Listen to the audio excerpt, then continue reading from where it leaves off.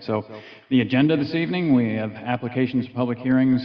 We have a continued deliberation from December 15th, and that is the Planning Board 22-021 Site Plan Review, Fieldstone Land Consultants, PLLC, on behalf of Avanru Development Group, Limited, requests a site Recording in progress. for an age-restricted 74-unit multifamily development and associated site improvements on land owned by Paul Thomas located at 115 Old Homestead Highway. Subject property is shown at tax map 37, lot 7, and is located in the business district. Item B, Planning Board number 22-023, that's a site plan review. Public hearing, Brickstone Land Use Consultants, LLC, requests a site plan review on behalf of Swanzey Lake Campground, LLC, to construct a maintenance building, bathhouse, 36 full-service campsites, and associated site improvements on undeveloped land located on East Shore Road. Property is shown at tax map 45, lot 22-3, in the Rural Agricultural District, and that will be a continued hearing. Board number 23-001, multi-tenant application. It's a public hearing. Ronald Cormier requests to operate a shed/cordwood sales business in existing commercial property at 387 Monadnock Highway. Subject property is shown as tax map 16, lot 20-29, and is located in the business district. Under discussions and other business, we have a multi-tenant process change request from EDAC. Rules of procedure amendments, site plan review regulations, and any other business that may be required. So we have the minutes of December 8th, 2022 and December 15th, 2022. And does anyone, we'll take December 8th first. Any of the board members have any alterations or questions about the minutes from December 8th, 2022? And if not, a motion to approve as presented would be in order. So moved. A motion by Michael York to approve the minutes from December 8th, 2022. Is there a second? Second by Brandon Self. Is there any further discussion? Yeah, I'll abstain from those. I wasn't here for that one. Okay, Selectman's Rep. Sly Karazinski is abstaining because he was not here at that meeting. Any further discussion? And all those in favor indicate by saying aye. All those opposed. Now we have the December 15th, 2022 minutes. Anybody have any comments on those minutes? And if not, a motion to accept the minutes as presented would be in order. Motion by Richard Lane to accept the minutes as presented. Is there a second? Seconded by Michael York. Is there any further discussion? All those in favor indicate by saying aye. All those opposed? Okay, and those are passed. Now, does anyone think that anything on tonight's agenda requires us to notify other towns? That would be our regional impact vote. And I don't see anything. If no one else sees anything, then a motion would be in order that we do not need the regional impact vote. Anyone care to make that motion? I'll move. So nothing on the agenda that requires a regional impact vote. Okay, Michael York moves for that the planning board does not have to do a regional impact vote. Is there any further discussion? No, is there a second? You need a second on that one. Second by Richard Lane. Is there any further discussion? All those in favor indicate by saying aye. All those opposed? And that's accepted too. That brings us to the applications and public hearings, and the planning board number 22-021, that's a site plan review, and I just read through that. That's the Avanru site plan review, 74-unit multifamily development. And that's a continued deliberation, and from our December 15th, 2022 meeting. So board members are in the middle, we're in the middle of deliberation. So we've heard plenty of testimony from both sides, actually, as to the job of the planning board, you know, what regulations we can abide by, what waivers we can grant, and all those types of things. So I've mentioned to the board before that the job of the planning board is not to stand in the way of development. The job of the planning board is to guide the development per the zoning ordinances. Because development is going to happen no matter what. It's inevitable. It's a result of private property ownership, which is one of the cornerstones of the country's founding. If you own a piece of property then you have the right to develop that property just as much as any other property owner has the right to develop. The process is kept somewhat fair by the zoning ordinances that the town passes. So the planning board has to abide by those zoning ordinances as well as the developer has to abide by the zoning ordinances. That's what makes it fair and that's what keeps it fair. So if the planning board finds an application and there's something in there that doesn't abide by the zoning ordinance or something like that, they can't just flatly deny that application just because of that. They've got to give the opportunity to the applicant to change that, to correct it somehow, and come in front of the board again and reapply, or not reapply, really, actually, just to resubmit their drawings for corrections, which we have done, actually, in this case, what we're doing here. We had sent them back to modify the roof design, and we had asked them to come back with a modified design, which they had.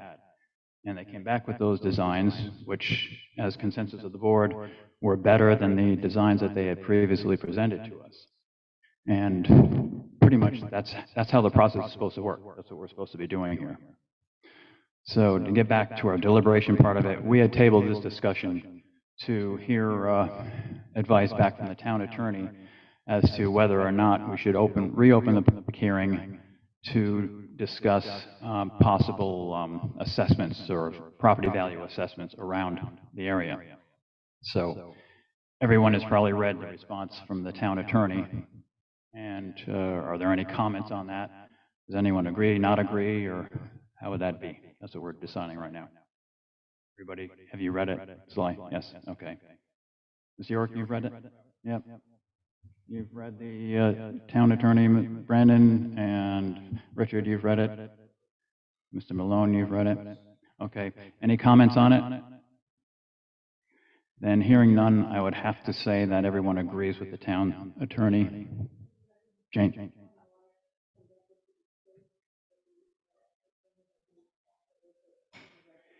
I can state basically what the opinion of the council is, but, you know, the letter that they gave us is privileged to the planning board for, basically the letter stated that we shouldn't do it. Okay, so we'll leave it at that. And Jane, I miss you. You're okay, you read the letter. I just want to know if you saw the letter. I mean the letter, I'm sorry. Okay, you saw it. So everyone saw it, and I'd have to say that no one objects to it since no one is bringing any objection to it. So that means we do not open up reopen the public hearing, and we can get on through the deliberations. So, Jane, go ahead. Did you ask if we agreed with the town attorney's decision? Did you say that? I will ask that if someone wants a motion that they agreed with it. You asked that. That's what I was asking. Oh, sorry, I didn't ask it. I was just going by, since no one had any objection to it, I was assuming that everyone agreed with it. And if no one, I mean, if someone doesn't agree with it, then they need to speak up and say why. Well, for my part, I don't agree with it.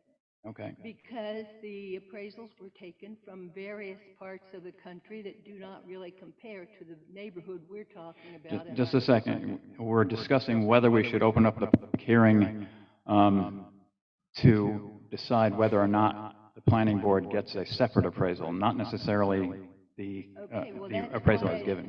That's why I would support getting a separate appraisal. Because you don't agree with the other one, so, but is that why you don't agree with the town attorney's advice not to do it? That's right. Okay. Yes, to both. Okay. Anyone else? All right, no one else, so. Yes, Mr. Lane. I understand what the attorney is saying. Do I agree with it? No. I think that it's the responsibility of the board to explore all avenues for the town as elected officials of the town to make sure that we're not doing something that is going to bite us later. Okay. That's my opinion. All right, thank you. So, is there a motion to reopen the public hearing? That is my question. And hearing none, we'll proceed to the deliberation. And where were we? We were listing the conditions of approval is what we were doing. And let me run down those conditions that we had done there. I have them from the meeting there. So we had conditions of approval, which would be, these would be administrative in nature, which would not require a compliance hearing. And that would be an FAA permit, the NHDES sewer connection permit, the NHDES shoreland permit, the NHDES alteration of terrain permit, a revised NHDOT access permit, Town of Swanzey sewer permit, access permit from the Swanzey Public Works Director, and approval from the airport manager. Those are administrative, so that means that the applicant would not have to come back for a compliance hearing for those matters. It could be done in office in the land use office when those permits came in, is what that means. Yes. I will. The last two was, I had Town of Swanzey sewer permit. Okay, you have that. Access permit from the Swanzey Public Works Director, and approval from the airport manager. So on the list for the compliance hearing, these, they would have to come back for a compliance hearing. We have, let's see, we have the updated landscape plan, and that would be reflecting the required amount of trees on the east side of the property, larger landscape islands in the parking area, and landscaping along the south side adjacent to the two-story section of the proposed structure, which is in the rear. Then they would also need to bring in an updated drainage plan because they have changed that parking area, and an updated utilities plan because they plan to bring the utilities in a different spot due to changing the configuration of the access. Okay, so those are the conditions. So we can start there.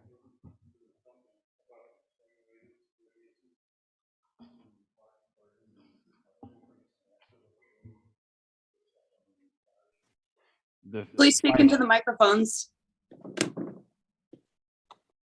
Have to use your mic. He's asking about the swing radius of a fire truck into the driveway, and I believe the fire department had looked over that. Do you know, Sarah? Yes. They have looked over that, and they have approved it, the new design. Can't get used to these mics here. So that's okay with the fire department. If it's okay with them, it's okay with the planning board, because they have final say on that. Are there other conditions that we're looking at? Yeah, I'd like to discuss whether there's a concern out there about the project becoming something other than senior housing. I would like to discuss whether we could put a deed restriction making sure that the property could never be changed from a 62 and older senior housing. Deed restrictions are quite common and they're quite legal. Okay, a deed restriction, restricting it to the 62 and older forever is what that would be. And basically, that is what they planned for anyway. They had submitted the plans for 62 and older residents. It was approved through the ZBA for 62 and older. And we had asked them about it as well, and they said, yes, it would remain 62 and older.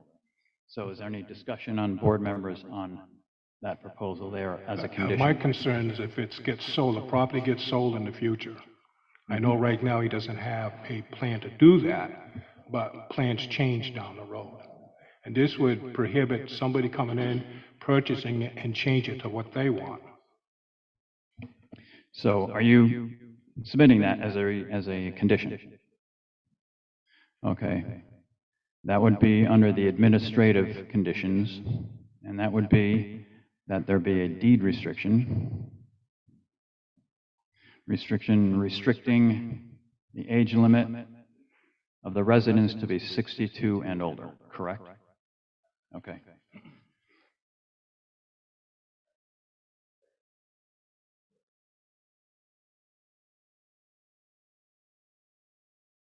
Okay. Any other board members think of any other conditions that may be relevant here to this application? Microphone, there's somebody's on. Do we have down that they have to come from compliance with finished plans? Yes, we do. We named the landscape plan, the drainage plan, and the utilities plan. Those three have to be updated.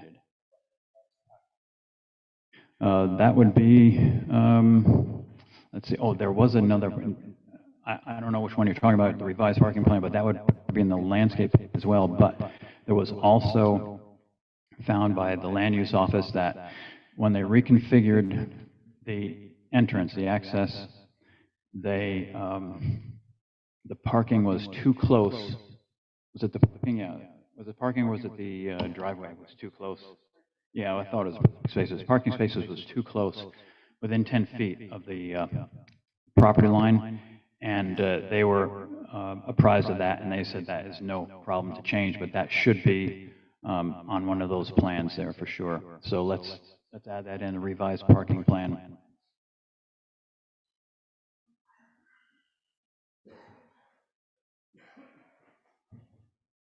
Okay. Any other? Yes.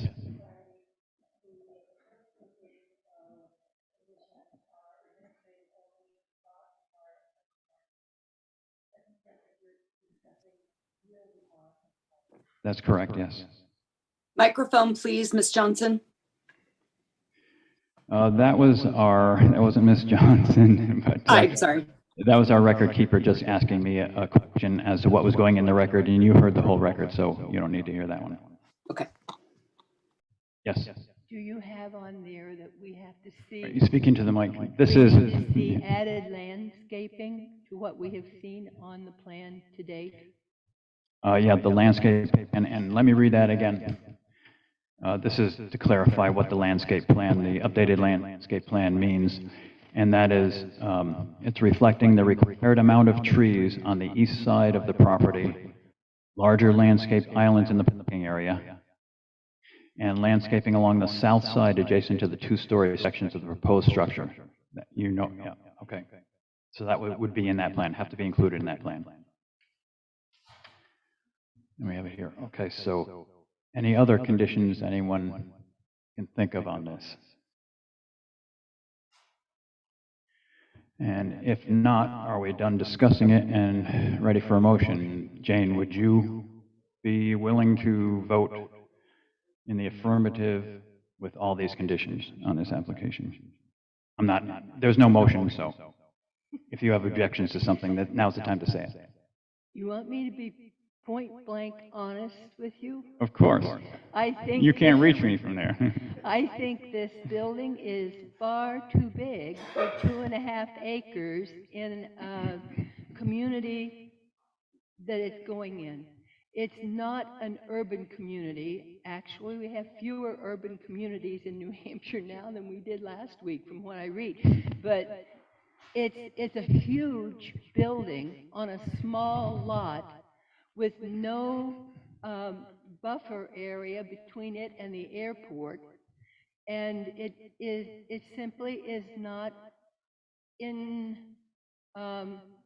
harmony, so to say. I don't like to use that word, but it doesn't compare to the rest of the neighborhood it's sitting in. So I just think it's in the wrong place at this time. It really is. Okay, yep. In my opinion, that's my opinion. Your opinion, but again, the planning board has to be fair. The zoning ordinance applies to the planning board as well as it does to the applicant. I mean, You and can be fair without my, you can, okay. Mr. Karazinski, do you have any objection to a motion, if a motion were introduced to approve with those conditions that we're talking about? The testimony that I've reviewed and listened to from the abutters and people in the neighborhood is in conflict with the appraisal that was given by the applicant. So I would have to weigh that carefully in the final deliberation as far as what would happen to their property values and their enjoyment of their properties. Mm-hmm. So I did note in the appraisal submitted that Boston was reflected, Richmond, I believe, Virginia probably, not New Hampshire. Yeah. And those areas have things like public transportation and kind of more developed than our rural New Hampshire and Swansea. I agree. I read it. I read the whole thing, and most of it did not pertain to this area. That is one of the criteria that the ZBA has jurisdiction to weigh in on their decision, which they did weigh in on it and approved it with that as a specific criteria. Planning board doesn't have that as a specific criteria. We have the harmony criteria of the neighborhood, but not specifically the valuation or the appraisals of the neighborhood there, property values. But thank you for your input. Mr. York. Yeah, I agree with Jane and Sly, but again, I also agree with the chair that we cannot take that into consideration, and we have to abide by our zoning and our site regulations. Thank you. Mr. Self? Yeah, I agree with Michael. As much as people might not like it or think it's ugly, we have to uphold what the planning board rules and regulations are, and so I would vote for it. Thank you. Mr. Lane? I think from the start, this has been an ill-conceived project for the area. In speaking to a few real estate individuals, I get the impression that that would be a detrimental aspect to any listing that they would be trying to secure in that area. We've made some progress in the design and changing the roof lines, but it's still, in my opinion, something that is vastly larger than what should be used there. And we do have the ability, if we reopen the public hearing, to ask for an extension and to ask for an independent appraiser to come in and evaluate the area and what this project would do to the property values. So my feeling is that it's not in the best interest of the town or of the neighborhood. So I would vote against it. Okay, thank you. Now, the extension you're referring to is the 65-day, extension to the 65-day clock that's running on the planning board after we open up the... It would be a request of the applicant to grant the planning board an extension to research this further. Okay, thank you. Mr. Malone? Hold on, let me give you something to speak into. Before I answer that, I have to find out whether or not I'm entitled to vote on this, because I was not here for the first part of that hearing, but although I was here for the second part, I have also reviewed both of the minutes. Okay, and do you, after reviewing the minutes, do you feel that you're up to speed? Yes, I do. Okay, thank you. Then continue. I would vote against this application. Okay, thank you. So we've heard from all the board members. You haven't heard from me yet. And I would vote for the application because of the planning board's duty to abide by the zoning ordinance in the town of Swanzey. This particular building, yeah, it might not fit that residential area across the street, but it is in a zoning district, and it would fit the zoning district. You can't just deny just because you disagree with the zoning ordinance and density and so on and so forth. You have to go, in my opinion, have to go by the zoning ordinance and what is fair for the applicant and what is fair for the town. And like I had mentioned before, private property rights, if you own a piece of property, you have the right to develop it. You don't have any more right, you don't have any less right than anyone else that owns property in town. And as long as you go by the rules, it has to be fair. So that would be my opinion. So after that, I will call for, is there a motion that anyone wants to? I'll move it to accept the application. A motion by Michael York to accept the application with the conditions that we read prior. Okay, and is there a second? Yes. Seconded by Brandon Self. So let me read the conditions. This is a motion to approve the application with the following conditions. These would be administrative and would not require a compliance hearing. An FAA permit, the NHDES sewer connection permit, NHDES shoreland permit, NHDES alteration of terrain permit, revised NHDOT access permit, Town of Swanzey sewer permit, access permit from the Swanzey Public Works Director, approval from the airport manager, deed restriction for 62 and older. Now, these items here, for the compliance hearing, these conditions would require a compliance hearing. The applicant will have to come back, schedule a compliance hearing, and bring these items with them.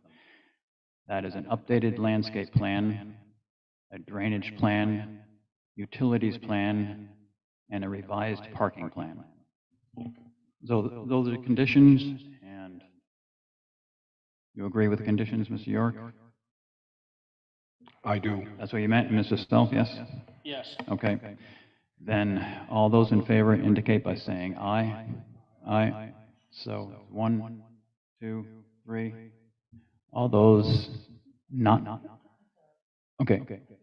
All those in favor were 1, 2, 3, and all those opposed? 1, 2, 3, 4. Okay, so the motion doesn't pass. So now what we have to do is decide how the motion can pass, or decide why it is denied and the grounds for denial, which have to be actual grounds for denial, not like that you don't like it there or something like that. They have to be actual grounds for denial. So, what's your pleasure? Someone who denied it, Jane, would you like to start off on that, or Mr. Karasinski? I'll start off with it. I'm with Richard. I'd like to see the applicant asked if they would grant a 65-day extension to do a fair and independent appraisal so that we could decide if this is within the harmony of the neighborhood and what it would do to the surrounding neighborhood. Okay. That would be ask the applicant for an extension.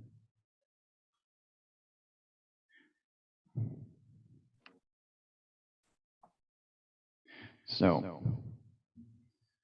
Mr. Chair, Yes. this is Susan Manchester on Zoom. I represent the applicant. The Mhm. applicant has considered this possibility, and the applicant denies the request. Thank you for that. Okay. Could you repeat your name, please? Susan Manchester from She and Finney. Okay. Okay, so the applicant has already weighed in on this, figuring that we might do it. So, any other comments from deniers? And Mr. Lang, what are the grounds, if you're going to make a motion, if you were to make a motion to deny it, what would those grounds be? My thought process is to, as Mr. Krasinski, to ask for the extension and to do the independent appraisal. Whatever the return is, plus or minus, is actually irrelevant to a point. My point being, I wanted to have all avenues explored by the planning board before we made a final decision on it. And where the applicant is denied that application for an extension, it kind of puts us in a box. We really don't have any other alternative. And, you know, as far as our ability or our responsibility to explore all aspects for for the neighborhood or for the town, that is being denied us by the applicant. Mr. Malone, would you like to comment on that? I believe that the application is not in harmony with the surrounding neighborhood. It is also an over-intensification of land use, in my belief.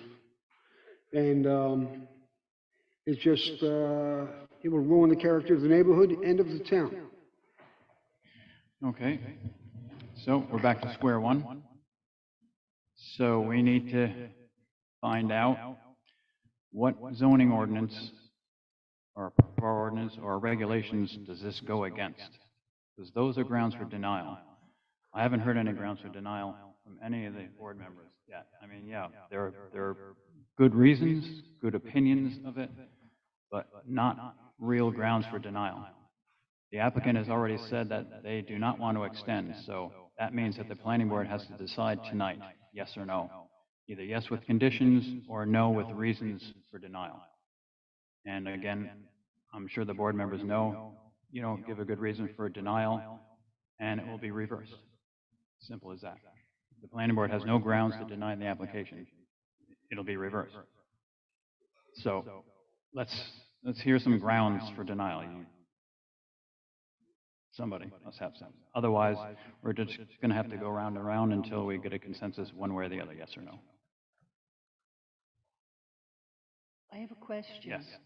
Because I don't remember when we talked about this and when I read it, what is it written in our rules, the number of residences per acre? And I know this is a multifamily, but we're putting 74 units on 2.5 acres of ground, and that just is out of my understanding. Well, you're talking about density. What? You're talking about density. Yes. Of course, that's how that comes and is done in our zoning. And yes, if they were to do it today, they would not be able to get that many units on there. But because of the courts overturning the Zoning Board of Adjustment's first decision on this, they appealed and they get to go underneath the 2020 zoning, which allows that density, meaning it's our laws, it's some of the regulations that we've adopted that allow that. So again, it's an opinion, but it's not a reason. Okay. You know, it fits that, it fits the height, it fits the landscaping, they changed that. They have changed the roof to make it look a little bit better there, and in my opinion, it does look better there with that. And again, it may not fit aesthetically, but you can't only look at the residential units across the street. It's in a business zone, and you have to take into consideration buildings in the business zone, and not only that business zone over there. If it goes to someone else looking at the planning board's decision, they're going to look at the entire district, which means a business district everywhere in town, not only over there, but everywhere in town is a business district, and they will compare it with things there to see if it's a good denial or not. So. Okay, you know what? The only thing I can say, and this is not my opinion, but this is why I don't think I could vote for this, because I am an elected member of the planning board. The people of Swanzey have elected me, and that's who I represent here. I don't represent me. I don't like the looks of the building, and I certainly wouldn't want it in my neighborhood, and I'd fight like hell to keep it out of my neighborhood, and it probably wouldn't make any difference, just like these people. But I am here to represent the town of Swanzey that I care very much about. And I'd like to see things done in Swanzey that enhance its value, not something that is an enormous plop right in the middle of what we have. I don't know how to better say it. Maybe if I had time to think more about it, I would. But that's where I'm coming from. I can't vote for it. No, I think you said it fine, Jane.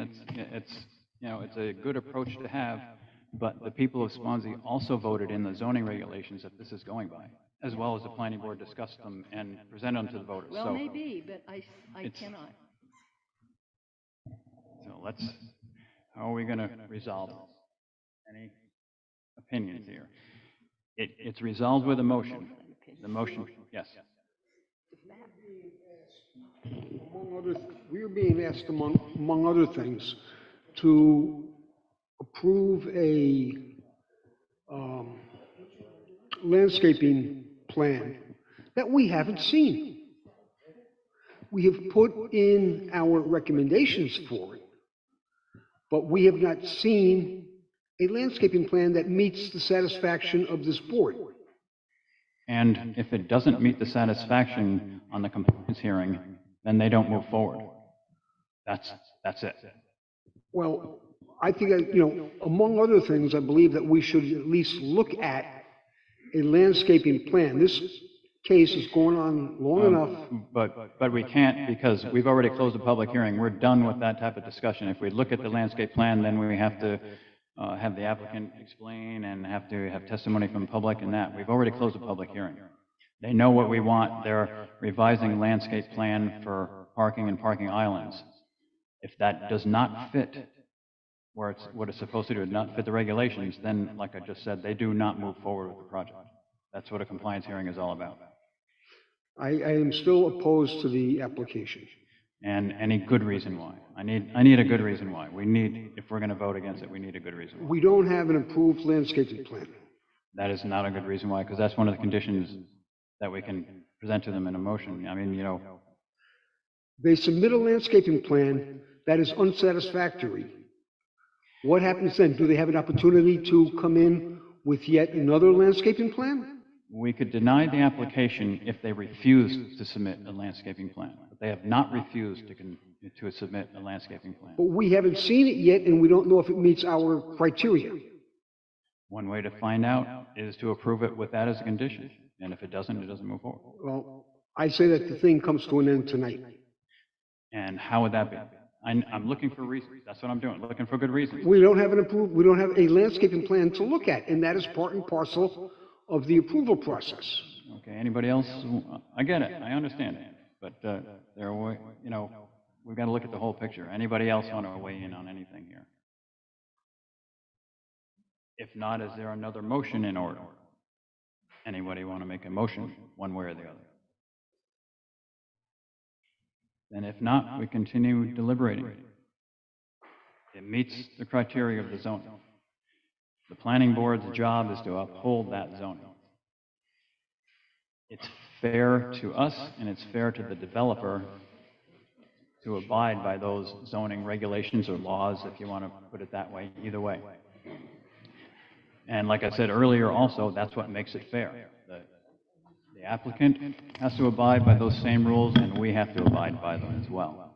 If there's something in there, that it doesn't fit, and I know a lot of you are talking about the appraisals, and again, that's not a planning board criteria, the appraisal. It's a zoning board of adjustment criteria. And they have already weighed in on that, they've already passed as a result of that. So you deny the application and use that as a reason, the court's just going to overturn it because the ZBA already discussed that and had one. The time to discuss all that was during the ZBA for that board, not this board. Go ahead. We have another mic. Are we going to bow to the threat of a lawsuit? I say no. Listen, we are not, they are not threatening us. Nobody's threatening us. Nobody's threatened the board with a lawsuit at all. I have brought up on different occasions about the possibility of a lawsuit. I'm looking at it objectively and seeing that if I were the applicant or even an attorney or their attorney, something like that, it'd be quite clear to see where you'd go from here if it's denied because of that. Mr. Lane. Just, my question is, why is it that the applicant is denying the extension? What are they afraid of? I'm just putting that out because it's their right to deny the extension. Agreed, but they are trying to, or maybe they're not trying to, incorporate something into a neighborhood and have the neighborhood join with them in approving the project. And if we were allowed the extension to explore whether or not this project is going to be detrimental to the neighborhood financially, I would think that, you know, financially or not financially, that the applicant would, grant that extension just to take that concern or that cloud away from the project. Well, And again, it is within our purview to ask for that. the applicant, in my opinion, is doing exactly what I would do if I were the applicant. I would know that the planning board did not have grounds really to deny my project. I mean, grounds out of the zoning or anything like that, that they would probably deny it on what we were discussing and what we tabled the matter for, as far as the assessment goes. We tabled it at the last meeting to discuss that. They knew that was our plan. They knew we wanted to reopen the public hearing for that. If I were them, my strategy would be not to grant the extension and to force the planning board to deny them on, for want of a better word, bogus grounds, and then just take them to court and win right there and be done with it and be gone. And, sorry, no, I'm sorry. I'm just saying that that's what I would do if I were the applicant, and I would realize, and I'm sure that they have consulted their legal attorney as well to see if the planning board actually can deny the application because of the property values, when it actually has been discussed and voted on by the zoning board of adjustment prior to the planning board. But again, that's an opinion. That's what happened here. So, Sly, do you want to weigh in on anything? You have anything to add? No. Well, we're going to deliberate here until we get a motion one way or the other. And you didn't make a motion for the 9 o'clock clause, so we could be here till midnight. So. Well, that's true too. I live close by. We're in the middle of a deliberation. You cannot do that. No. Yeah, Mr. Malone. I believe that we did have a motion and we did have a vote. Okay, what was the motion? Oh, the motion, you're talking about the motion to approve with conditions. Yes, and that motion was denied. Yes, that motion failed. Why are we now having a second motion Okay. on the same item? I see, I get you there. We have denied the application. No, we haven't. Yes, we did. The motion failed. The motion to approve failed. If the motion to approve fails, you have to have a motion to deny in order to deny. Mr. Chairman, I move that we deny this application. Okay, we have a motion from Mr. Malone to deny the application on any specific grounds you can The come up with? ones previously stated by all the members of the board who were opposed to it. And would you repeat those, please? I didn't take notes. You must remember why you're denying me. It's certainly an over-intensification of land use, in my opinion. In my opinion, I can't speak for other members of the board. It is an inappropriate application, especially considering the recent events at the airport where there was a tragic plane crash. And I don't think that it fits in the character of the neighborhood. Okay, thank you. We have a motion to deny for the reasons you just heard. Is there a second for that motion? Seconded by Jane Johnson. Is there any further discussion? That discussion, again, would just come from me, just saying that none of those grounds are actual grounds to deny the application. We can do it, obviously, and you don't like me saying it, you don't like hearing it over and over and over again about the zoning ordinance, but I'm going to say it over and over again, because that is what the planning board does. We have to abide by them, like it or not. We have an attorney who will defend our position. We have an attorney. We'll put it that way. I don't know how far they get, but again. My position is not to second guess the judge. Okay. So we have a motion on the floor and a second. No further discussion? I would just like to add that the state law is that you have to give specific findings of fact to deny an application, and those specific finding of fact need to be grounded in our regulations. our zoning ordinance and our site plan review. So if this is going to be denied and not immediately appealed and overturned by the court of law, there needs to be something grounded in our regulations. Thank you. So, again, it's been what we've been discussing, what I've been saying. We need an actual reason, if there is one, Mr. that Chairman, backs up your position. Go I ahead. call for a vote on my motion. And that is your right. So we have a motion on the floor, a seconded by Jane Johnson, motion by Steve Malone. Is there any further discussion? And all those in favor of the motion to deny, say aye. Aye. And that is 1, 2, 3, 4. All those opposed, and that would be me. 2, 1, 2, 3. So the motion does carry. It's 3 to 4. So the application is denied.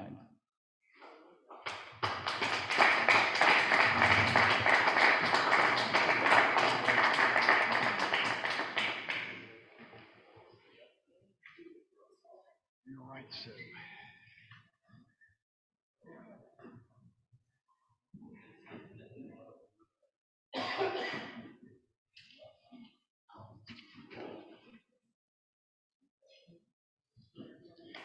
Okay, that brings us to our second agenda item, and this is a planning board.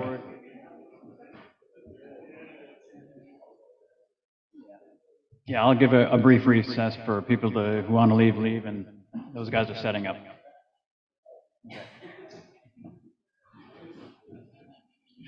Take your time, they got to set it up.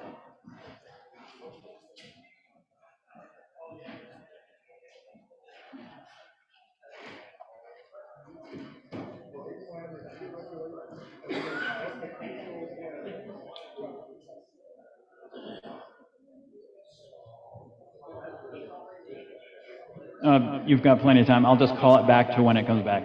I didn't give a specific. Yes, go ahead.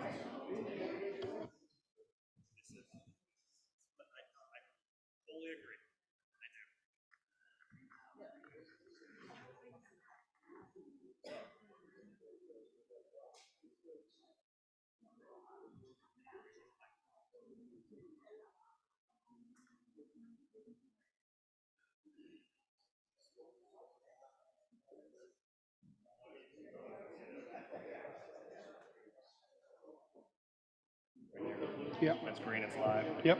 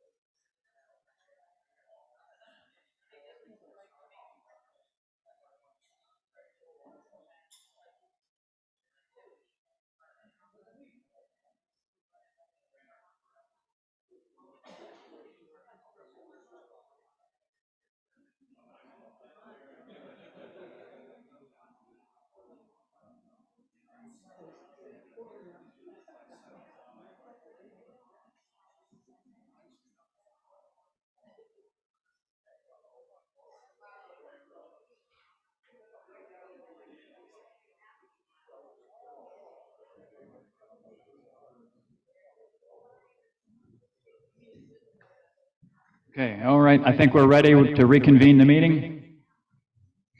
And our next application up is a planning board number 22-023. This is a continued public hearing from 12/8/22, and that's Brickstone Land Use Consultants LLC requests a site plan review on behalf of Swanzey Lake Campground LLC to construct a maintenance building, bathhouse, 36 full-service campsites, and associated site improvements on undeveloped land located on East Shore Road. And the subject property is shown at tax map 45, lot 22-3 in the rural agricultural district. And Mr. Fippard, would you like to do the presentation? Yes, thank you, Mr. Chairman. My name is Jim Fippard. I'm with Brickstone Land Use Consultants, and I'm here representing the Swanzey Lake Campground LLC. They are the owners of the property on East Shore Road that is displayed on the screen before you. There are 2 tracts of land that are in use. This larger area here is just over 18 acres in size, and this is the existing campground at the site today. There are 108 campsites in this location. They are also the owners of these 2 parcels of land located to the north of the existing campground. This proposal is to utilize this 12-acre area and add an additional 36 campsites to the campground operation. We would propose to merge the 2 properties to form a single lot, just over 30 acres in size. And then we would extend utilities and the camping and the access into the 12-acre area as shown on this plan. The existing facilities, most of the sites, but not all of the sites in the existing campground have sewer and water service and electrical service, cable television service. So we are proposing to extend all those utilities partially from this campground into the new camping area on this site. We'll also be adding a new septic system, which will be located roughly here where I have the pointer shown.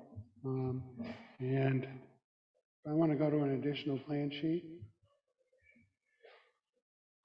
This is it, the only sheet, Ian? Okay. Okay. I can work from this if I have to. You did lie. Yeah, can we sit next to you, or do you want to scroll it, or do you want to try? I can scroll if I have to. I can use the up and down arrows, right? All right.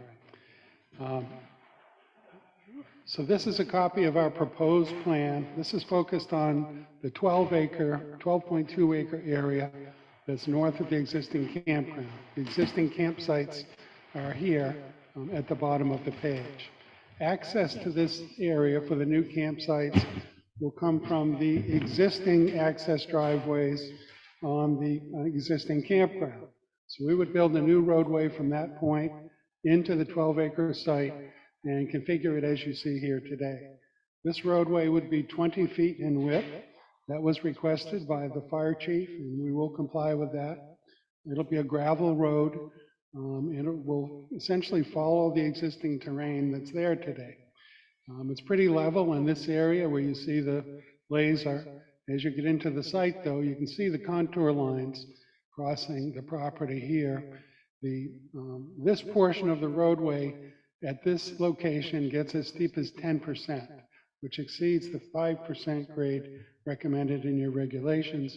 And I'm requesting a waiver from the Public Works Director or the road agent to allow that steeper grade in this location. This is a seasonal use of the property. It's not year-round. They're in operation from May 1st until October 31st every year. So there is no winter passage through this area. So the gravel road, even though it's a little bit steeper than your 5% allowed in the regulations, should still be safe and easily manageable for cars and vehicles and campers. The roadway, just like in the existing campground, it's all one-way roads, one-way travel, and that makes it safer and easier to control access into the campsite. So it would be one way in at this location, all the way to here, one way going up the hill, one way around the loop, one-way coming down here, and then you enter back into the exiting lanes into the existing campground. So there's no new curb cut that we're proposing on East Shore Road, which will be located to the left of this plan. We're proposing 36 campsites. As you can see, they are pretty well spread. There's existing trees between all of the campsites, and that's their intent for this property, is to continue the pattern they've established in the old campground, the existing campground. They're going to maintain as many of the trees as possible. We don't want to go in and clear cut. We want to preserve the trees. We want it to be a shaded, tree-lined camping area, which has been very well received, and it's popular. They're already 70% rented, I understand, for next year in the existing campground, not into the new sites. So this campground is enjoyed by many. We recognize the terrain out here. It slopes. This is the higher portion of the property, and this slopes downhill to the southeast and the southwest. In the southwest corner of the property, there's an existing wetland that won't be disturbed. We're not proposing to alter any wetlands on the site. There's also an existing wetland area on the adjacent lot to the west, which is also owned by Swanzey Lake Campground. I'm not proposing any impacts to any of the wetlands on either of the properties. Drainage will be directed down the site through shallow swales and into stormwater collection areas, one located here at the southwest corner of the site, and a second located here at the southeast corner of the site. These stormwater areas are sized for a 25-year design storm. That's just under 5 inches of rain in a 24-hour period, which is a standard for design. And the 25-year design storm is completely contained within the proposed stormwater areas and storage swales. So there's no increase in runoff leaving the site. We are proposing to add a new bathhouse on the property. So where the cursor is pointing, that's the 20 by 20 foot structure that would have both men's and women's facilities for showers and for restroom facilities. This would be obviously connected to the new sewer system that we'd be building on the property. The new leach field would be located just to the right of that, in this area where I'm pointing. This property line will be the property line that will be extinguished as we merge the properties. So all of this area is one contiguous lot. We also are proposing a new maintenance building to be built on the property. This would be 24 feet wide and 75 feet long. There would be overhead doors facing south. There would be no windows or doors or openings facing north, east, or west in this building. There will be a small office area in this building for use by the employees who work at the facility. There'll be a restroom there. This will be connected, obviously, to the electrical supply, the water supply, and sewer supply. And again, all of that is collected on site. So we hired Dale Freihofer, a local septic system designer and consultant. He came to the site, did the test pits, verified that the site can support the wastewater that would be generated by 36 new campsites. We sized the facility based on actual data that was collected from the 108 campsites that are existing. Most of these campsites are on a water supply. The well is located on the campground property on the other side of East Shore Road. It's an excellent well, 20 gallons per minute is the tested capacity. It's registered with the state of New Hampshire as a transient community well, as it has to be because it's serving more than 24 people who don't live here. So this meets the state classification. It's tested annually for potability, and there's a standard list of elements that they're required to test for, and they obviously pass those tests because the test results allow the state to approve its continued operation. The capacity of that well, we looked at actual usage, metered usage from the well for 5 years. And after a 5-year period, all of that data showed that the average daily usage of the water supply is 10 gallons per day per campsite. And that's much lower. If you look at the state guidelines on how you design septic for a camping area, they recommend 60 gallons per day. And actual usage, though, is the 10 gallons per day that they've averaged over that 5-year period. So the state recognizes that, and they allow us to design our septic system based on the metered usage, because they've proven that's the average for this area. The electric supply will come from the existing campground, and that's being designed by Eversource. It'll be underground electric that'll be extended in, and that's on our utility page. Maybe I can get to.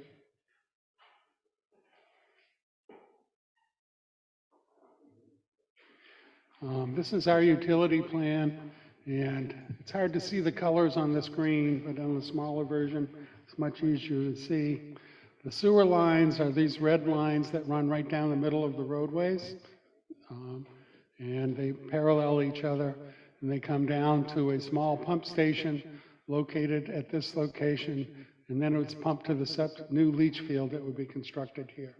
So this will be a brand new leach field to be constructed, and it will service the 36 sites that we're proposing here, plus the maintenance building and the bathhouse. So that's what it's sized for, and there's a letter there from Dale Fryhoff certifying that the site can support that usage. It meets the nitrogen loading, nitrate loading requirements that we have to comply with from the state. The electric supply will come from the existing campground. It's an underground service that runs essentially behind each of the camp areas, and it's fed into the campsites, and individual pedestals are provided. It's a 50 amp service at each campsite, and campers can pull in and plug into those services if they choose to use it. Not everybody does, but it is available to each of the campsites. And also the water supply it's a plastic CTS pipe. CTS means copper tubing size, if you wondered. And it's because it's a seasonal use from May to October, these are just laid on the surface of the ground. And they go underground through a pipe under the travelways, and then they run in the areas behind the campsites with individual service lines stubbed into each site. And that's brought up to a pedestal as well with a spigot, so they can tie into that and hook up their campers if they choose to use it. But again, not everybody does. The electric also includes a cable line. Camping these days, you're not really roughing it anymore. Most of them require access to cable television, and that's provided at each of the campsites as well. Traffic, I took a look at traffic. In 2019, the town hired Southwest Region Planning to come in and do traffic counts in different roads throughout the town. East Shore Road was one of them. If you remember back at that time, we were in front of the zoning board asking for a special exception. Traffic was one of the issues, and I think the town recognized it was a convenient time to go out and get the actual data, and the town did that. So that traffic count was done in August of 2019. So it was during the season when people are at the lake, the campground was in full operation. And the campground is usually fully occupied throughout the summer on weekends. And during the week, there's less usage, as you'd expect, because people work. But they do have, regular usage in that area. So they showed in 2019, after a 2-week traffic count, the average counts were about 301 vehicles per day, and which is very low traffic in the traffic world. Looking at the Institute of Transportation Engineers Trip Generation Manual under the category of Campground Recreational Vehicle Park, which is Land Use Code 416, for the record, the 36 additional campsites are expected to add about 9 vehicle trips during the morning peak hour and as many as 15 vehicle trips during the PM peak hour. Again, very low numbers, and 9 trips in an hour, you can do the math, it's not a lot of traffic. So I don't expect any problems to result from increases in traffic from 36 additional sites. The lighting that we're proposing are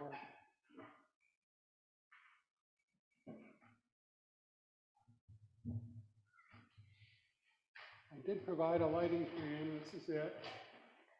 I'll start with the maintenance building, which is up at the top of the page. We're calling for 2 wall-mounted lights 8 feet above the ground that would be full cutoff LED fixtures. So these are 20-watt fixtures, very low light levels, and the plan shows the footprint of the light cast on the ground.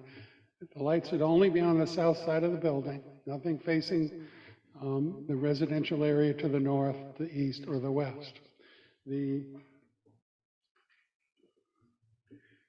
average light levels are obviously very low, and it's concentrated in these areas immediately adjacent to the building. At the bathhouse, we're adding 1 wall-mounted fixture. Again, mounted 8 feet off the ground. This is a 15-watt LED fixture. I included cut sheets in the application, so the board has that information if you want more details on it. Again, it's a full cutoff LED fixture, so they're not causing light pollution. And at such low wattage, you get a very small footprint. It keeps the area very dark and won't interfere with night sky. I already covered utilities. Snow storage, there's really no need for snow storage, as we're not operating in the winter months. This property is not in the floodplain. I am proposing no additional landscaping because we're in a forested site. We're going to preserve most of the forested trees. You can see our intent on this plan. Now here's an individual campsite, and you can see the tree line around it. So we're carving out a small enough area to park in, essentially, for a camper and a car, and that's it. We're leaving the rest of the trees, we're leaving the area as natural as possible. As I said, I identified the wetland areas. They're located to the left off the site and to the right down in this area. We're not proposing any impacts to the existing wetland on the property.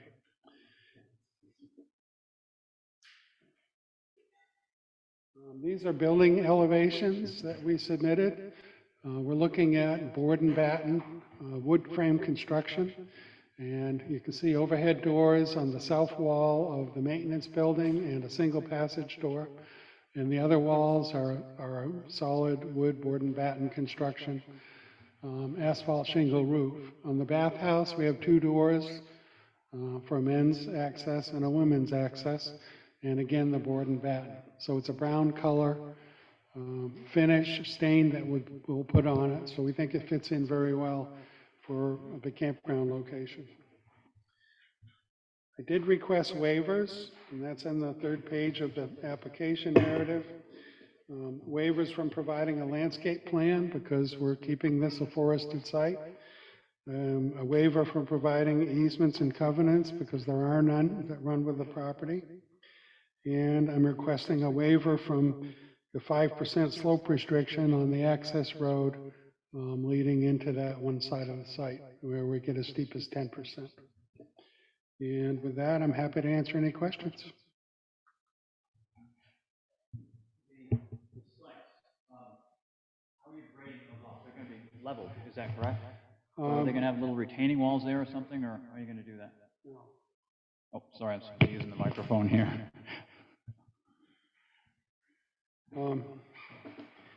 The sites can accommodate up to 2 feet of slope. They don't have to be perfectly flat. They don't? Oh. So we're proposing to work with the grade as much as possible. I mean, if you look closely at the plan, and it's hard to see on this scale, there's a little bit of regrading around this area, and several of the sites do have a little bit of regrading in order to get up to that 2%, 2-foot drop across that site area. So we're not manipulating too much of the land. We're Not carving trying out much, then I guess no retaining wall. I was to- asking. I No, didn't no see any walls retaining on there. walls, no. We're basically working with the material that's there, bringing in gravel where we need it to make a stable area to site the camper. And the drainage swales that you referred to about draining the property, are those something you're going to add into that? You know, where are they going to be? Yeah, they're located in different locations. There's a drainage swale located here that will be, it'll be dug by hand or with a ditch witch. We're not going to drive in with a machine to get between the trees. We're going to make it work through that area. The terrain is already sloping, so all we're doing is trying to collect it into an area where we can control it. We're also calling for a swale in this area. You can see the pointed contour lines. So the point in the contour line always points upgrade. So you can tell where the high point is and it's sloping down. And these are directed directly into these stormwater collection areas. So runoff coming from this area is going in this direction. We're intercepting it before it can leave the property, directing it down into this stormwater collection area. We're doing the same thing here, where any runoff from these areas are collected and directed down into the stormwater collection areas. Would you go to sheet 2 for a second? Sheet 2, I think it's, I don't know if I don't see what I'm looking for on that one right there. I'm looking on sheet 2. That's just your proposed plan sheet. I just had a question by number 18.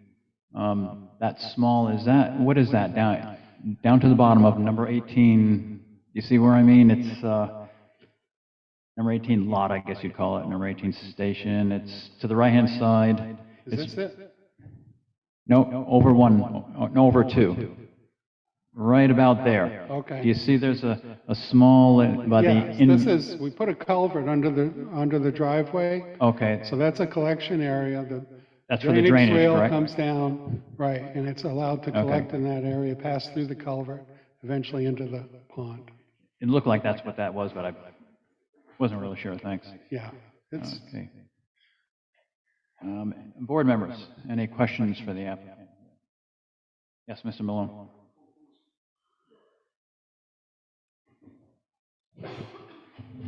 What is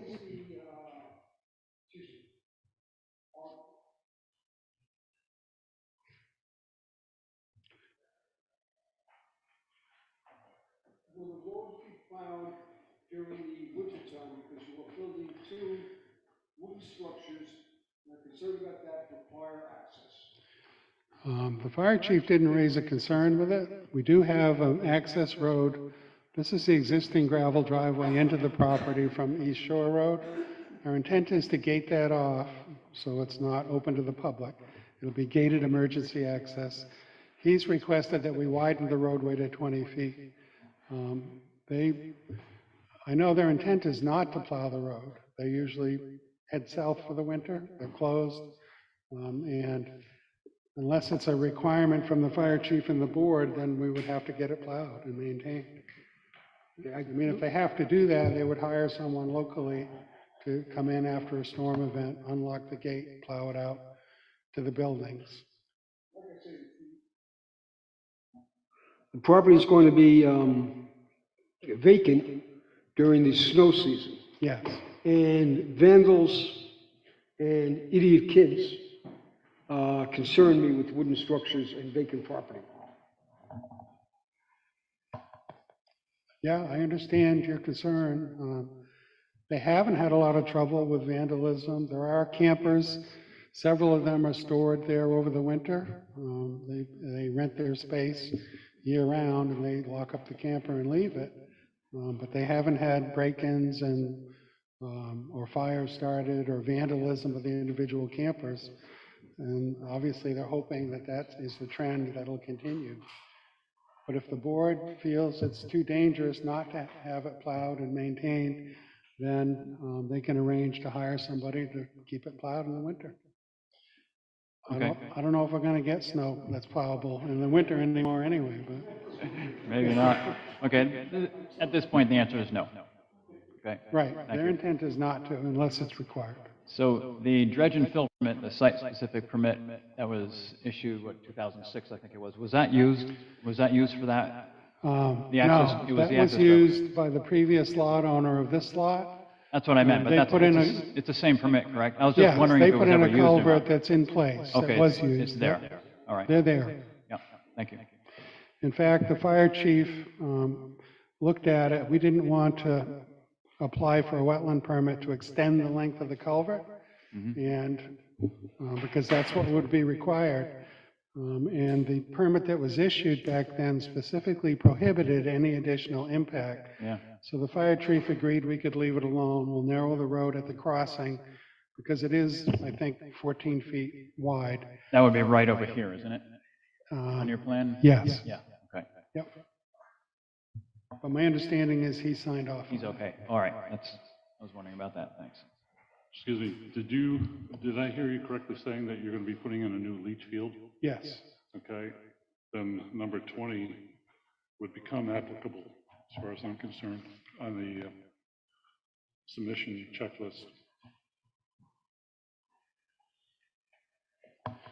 That has to dealing with existing systems, and they're putting a new one in. They have an existing system over here, but this is the site plan we're looking at now, Right. and this is a new system, and they... Okay, yeah, but they, in our packet, also, the designer stipulates that it can handle that amount of actually a lot more than they're proposing to put into it, but it stipulates that they can. I'm never going to get used to these microphones. Any other members of the board have questions? No? Okay, I'll open it up to members of the public for questions. One more. Yeah, one more. On the emergency access, you said you're putting in a gate. Yes. Is that going to be something that's going to be controlled, or that the fire department would have access? Yeah, we'll have a lock it? Knox box, and the fire department has access to every Knox box. All right, You thank you. put a key inside, and with the key, you open the lock on the gate, or else they just cut it with bolt cutters and drive right through. All right, I'm going to open it up to comments from the public. Abutters first, if you please, and anyone else who has a comment on it.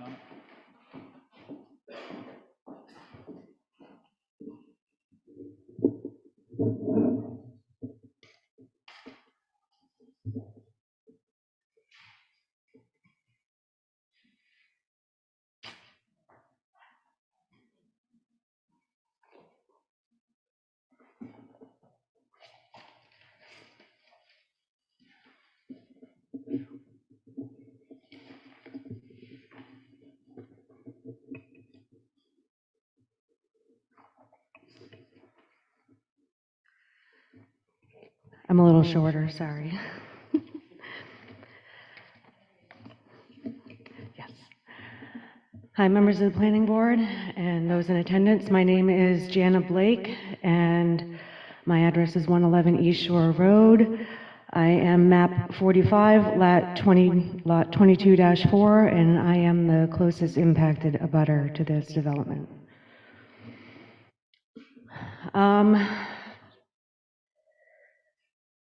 I chose to build my house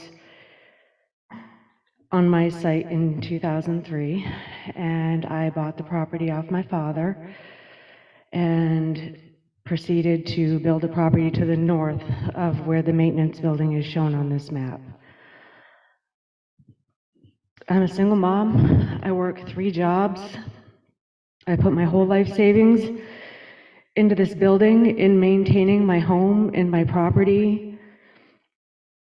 I'm rightfully concerned for many factors that having 36 campsites with all their families, friends, animals within such close proximity to my home will impact my quality of life. Loss of privacy is a major concern, as my closest neighbor's house is currently 724 feet from my house. It's through the woods, as the crow flies. The new proposed campground expansion will now begin 150 feet from my home. That is a significant difference. With little to no screening between, due to the nature of my property and where my driveway resides on my property, and again, It had to do with the way of the land and the grade. So I was forced to build my driveway a certain way to the closest right-hand side, which is closest to this development. When I built my home, I was never expecting a commercial business to be operating within 150 feet of my home. The land here and land surrounding is rural agricultural. This expansion will fully negate this privacy buffer and my quality of life. Obviously, with camping, which, by the way, I actually love to camp. I definitely am all about camping, but I'm not about it being 150 feet from my home. There's smoke, there's barking dogs, there's outdoor TVs, which Mr. Fipper did discuss about cable. All these campers that are going to be there are going to be the higher end campers, which is what they discussed in the zoning board meeting. These will have outdoor TVs. This will be definitely noise in my vicinity. Back on December 17th, 2018, which, by the way, is 4 years ago, original submission was made to the ZBA. It was a very tumultuous series of meetings, with many concerned citizens showing up at each meeting explaining their views against that expansion. Many of those same members are here today.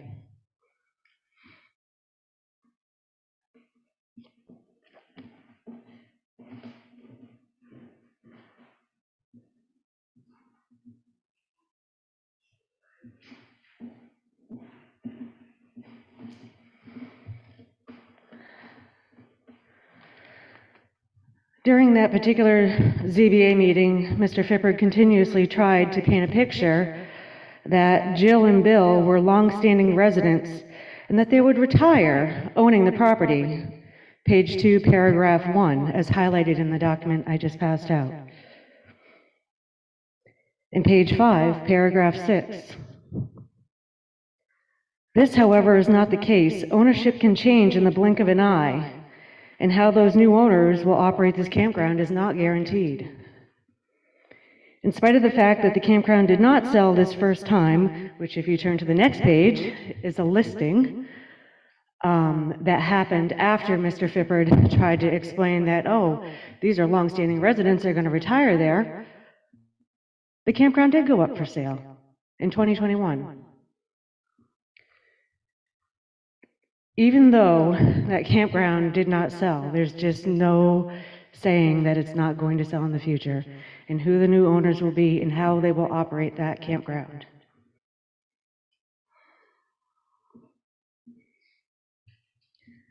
The result of those ZBA meetings was a very narrow margin between approving or denying the approval of the special exception. 2 said yes. They said it would devalue my property. 3 said no, that it would not devalue my property. As part of the ZBA meetings, I requested a site walk be done. This was carried out. However, during the site view done on February 3rd, only one member in attendance walked out to the property and looked from my vantage point.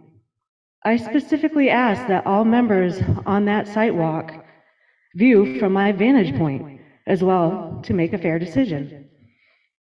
One ZBA member who did view from my vantage point was one of the ones that said, yes, it would devalue my property.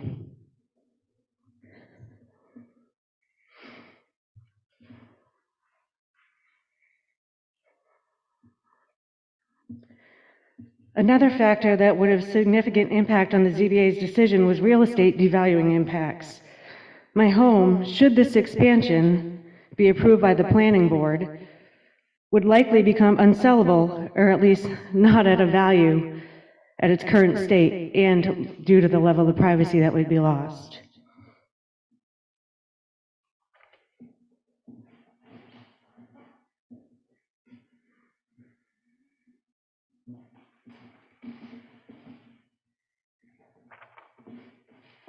And I do apologize for those in attendance. I didn't realize that I could have put these on a computer and put them up here for you all to see.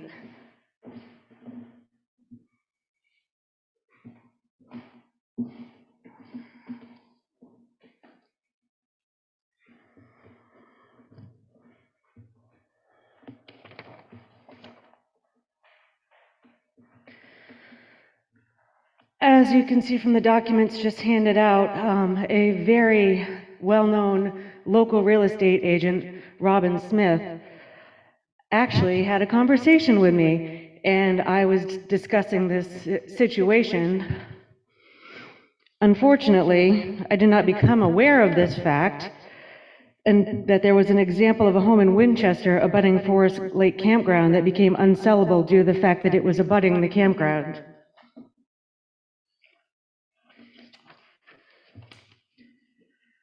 This property, as discussed, was very reputable, again, agent Robin Smith.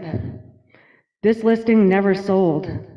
The listing expired. To this day, that property has not sold. They even tried to put in, this keeps cutting out on me, is that okay? Okay. They put up a fence for privacy barrier, and it still was unsellable. Nobody wanted to buy a house directly abutting a campground. I'd like to read the letter. Dear Jan, it was nice to speak with you and share with you my concerns regarding the expansion of the Swanzey Lake Campground. You have legitimate concerns. I have been selling real estate for 20 years in Cheshire County, and I do have a great sense of what affects property, as well as buyers or sellers. In my professional opinion, the expansion of the campground will negatively impact the saleability of your home. I wanted to share with you firsthand what happened to a recent listing that I had and the consistent feedback. In August of 2017, the property known as 17 Town Beach Road, Winchester, best beachfront on the entire lake, was put on the market and listed, and the listing expired November 7, 2018. I was a listing agent for the property for the majority of the listing period. I also had company showings. Therefore, I was privy to the feedback firsthand. This property was located next door to the campground. The consistent feedback was, love the house, but the campground, the noise level, the late nights, fires, music, outdoor TVs, dogs that are chained and left to campsites, left to bark. I must have shown this property at least 35 times with no offers. Reason being, the campground and the proximity. I also asked my sellers to install a fence, so that would make a definitive separation, and they eagerly did it, and still it did not help. The property still has not sold. I received this letter in 2020. If you have any further questions or need information, I'm happy to assist you. Again, that is Robin Smith. Additionally, I spoke with Greg Johnson, and his letter was just an email back to me. He quickly had a review, he had a chance to quickly review the campground issue, getting right to the point. There definitely would be an impact on surrounding property values. The board more or less supported this when the vote was 3-2. Bill Hutwicker, who himself is a real estate agent, voted yes, it would, and then he thought it would have an impact on property values. The tough part would be to determine to what extent. Personally, I would not want to be within hearing distance or, as we mentioned on the phone, people wandering on my property. Unfortunately, that's a tough case to prove, but property value would make a clearer case in my mind.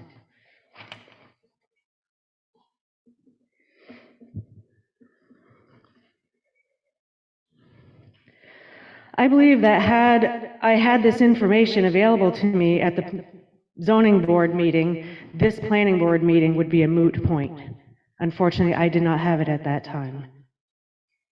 I did request a rehearing, but that was denied. The disturbing fact was that one of the board members, Jane Scantz, during the March 18, 2019 ZBA meeting, actually stated in deliberation for the rehearing that she wished that some of the information that were brought up at the rehearing would have been shared during the previous meetings. Obviously, I did not have it at that time. She even verbalized that it would have changed her decision at the February meeting to approve the special exception. This was not captured in the meeting minutes, but there were others in attendance that heard this statement. I am unsure if there's recordings, but at that time we did not have video prior to COVID.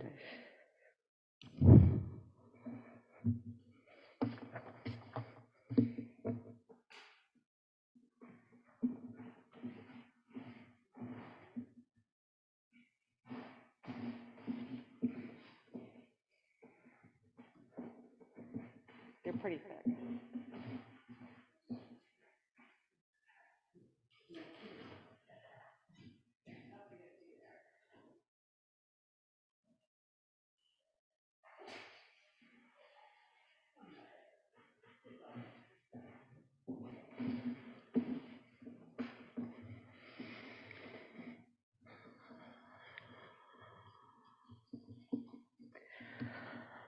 On the first image, actually relates to the initial image that was up here. I don't know if we can.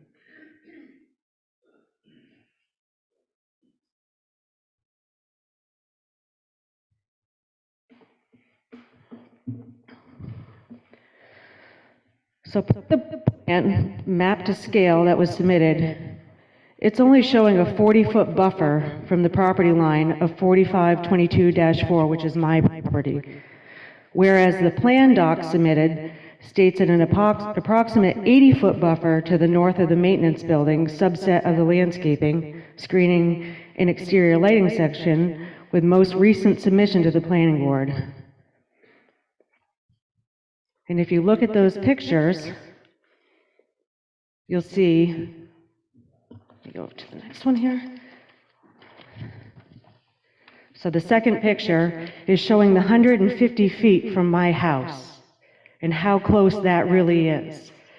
And due to the lay of the land, again, as stated, my driveway is on the far right hand of the property. So 150 feet from my house, per their map scale, pretty much just puts it on the border of my woods.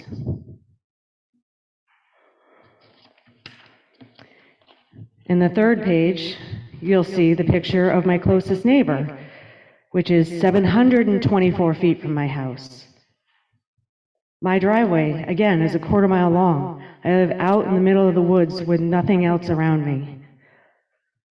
My views are of Honey Hill, of the surrounding mountains. It's a beautiful view, and I love where I live.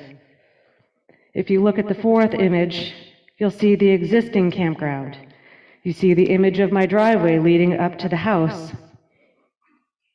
If you look to the lower right corner, in this vicinity here, this is what the campground looks like. So all of this is going to be right here in my yard.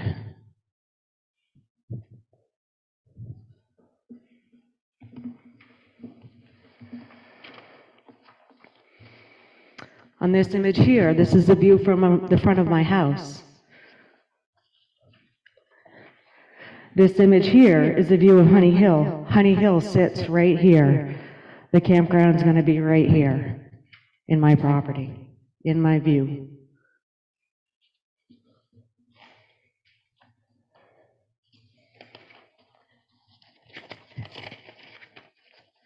And then this image will become my new view.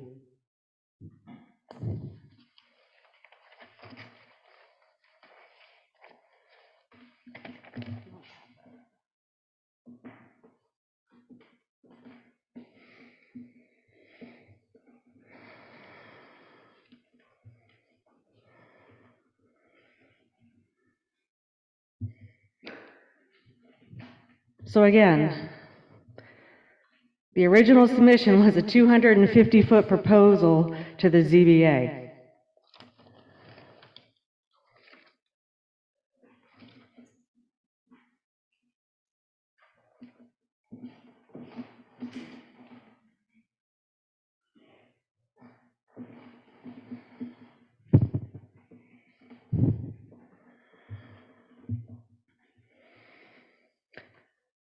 The original submission was a 100-foot buffer from the property line and a 250-foot from the corner of my house with no maintenance building.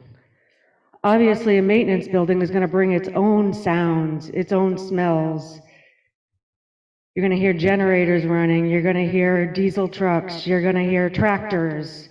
All of that is going to be right directly next to my house. Per their new submission, this has been reduced to 150 feet.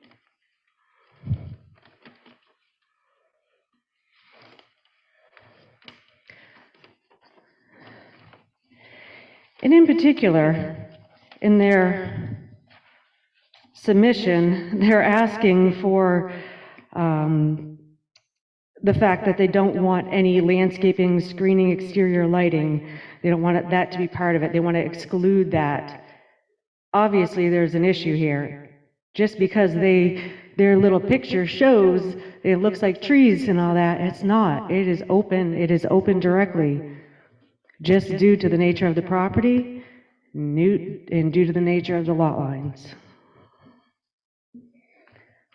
So, item C, landscaping, screening, exterior lighting. The applicant seeks a waiver of the required landscape plan. No landscaping is proposed, an approximately 100-foot buffer of existing scrub and trees, which per those pictures you can obviously does not exist.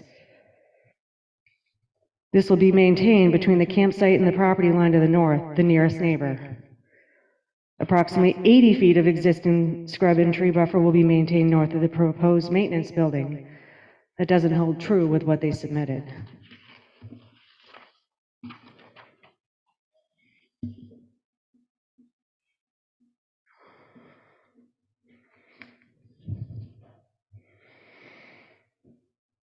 So again, if you look at the last picture in the picture packet that I handed out, that will become my new view. My current view of pristine wilderness and wildlife that inhabits the area will be no more. Currently, I have bear, deer, turkeys, bobcats, moose, always around. Whenever I'm looking out my window, they're walking across the bank. I have so many pictures of this wildlife, and that will be no more with that many people next to me. I will lose this valuable gift from God with that increased occupancy. And the noise level that will come along with it, in addition to the 36 campsites, their family, friends, animals, all of it.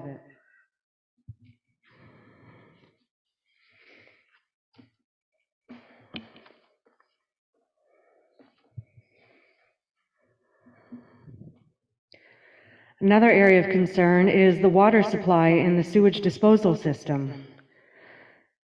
Per their submission, both buildings in each of the 36 proposed campsites will be served by a private water and septic. A new septic system is proposed on the east side. Obviously, we've heard them submit that's what they're going to do. They're going to put in this new septic system. But what about the existing septic system? The existing septic system is aging. It's old. It's not being updated.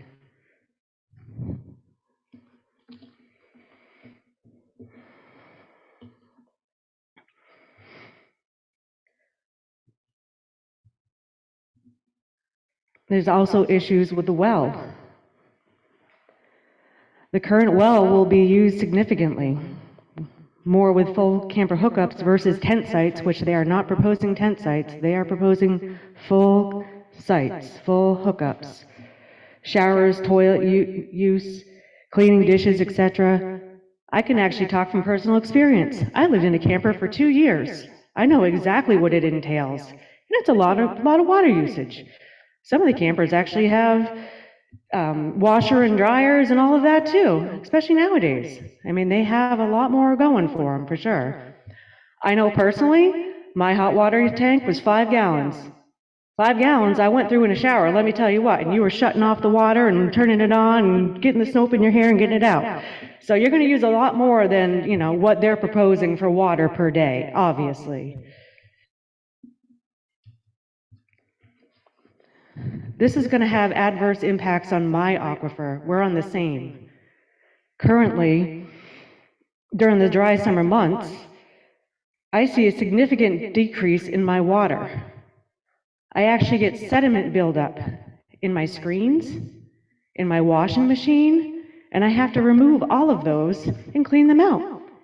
See, twice a year. So this is not something that is just on a whim. This is a real deal thing. I actually had to just replace the one in the washing machine 3 months ago.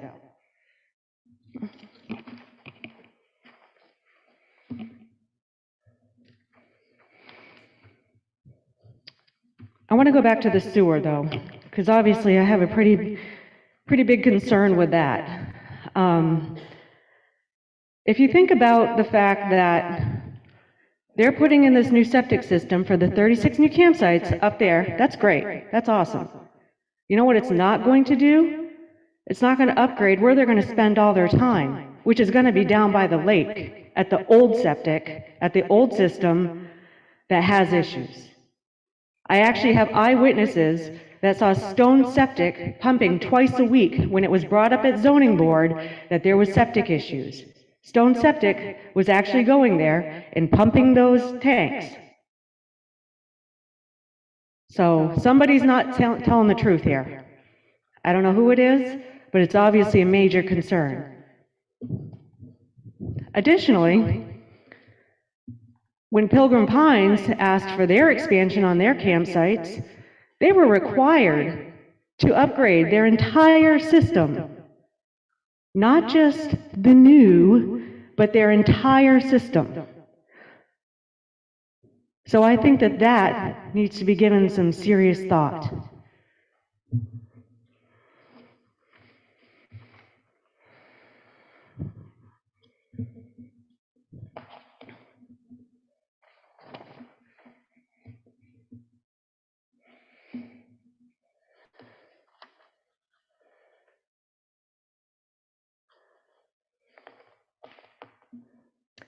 I would actually like to go back to a previous document, and that is the one with the campground listing.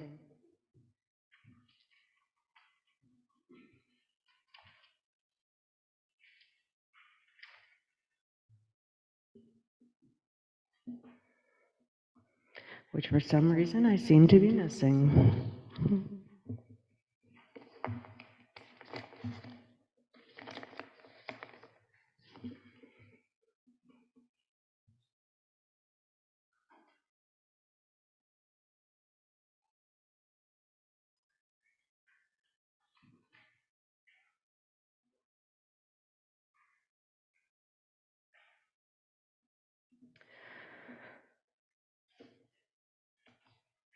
I do apologize. Can I borrow yours for a moment?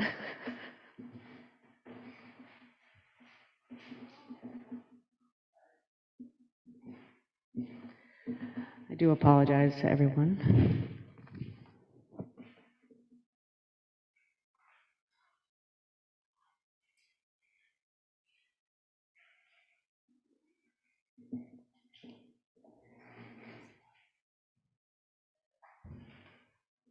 Okay.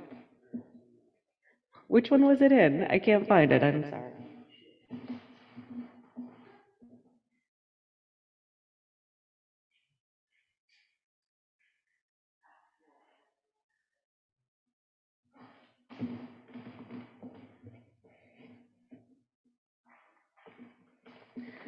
Sorry about that, everyone. On their campground listing,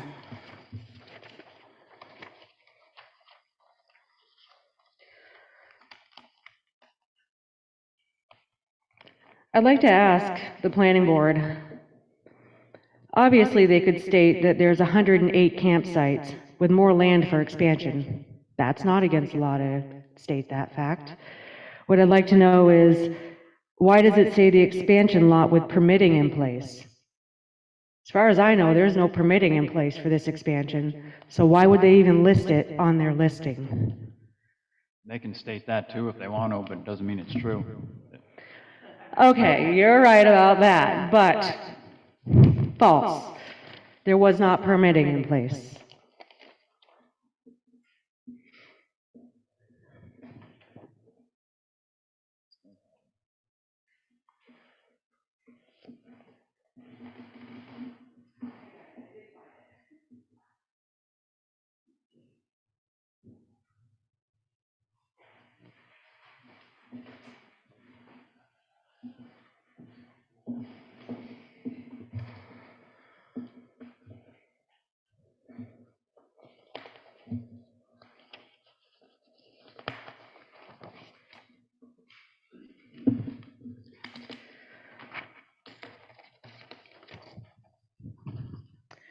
All right, I have just handed out Appendix A, which is from the master plan. These are all recreational opportunities that Swanzey residents enjoy. We have bird watching, fishing, hiking, running, canoe, kayak, boating, town beaches, and Swanzey Lake Summer Camp. All of these items are the highest levels, and they take place at the lake and surrounding areas. This is very important to our community. This is in your master plan, and this proves it.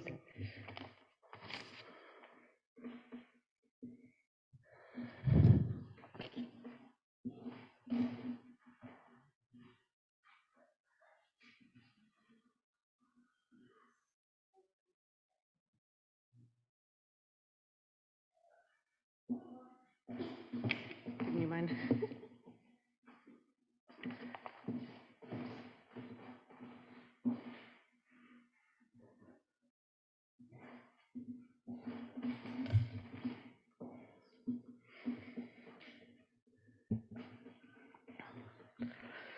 What I've just handed out is a source water protection plan for Swanzey, New Hampshire. Again, this is in the master plan.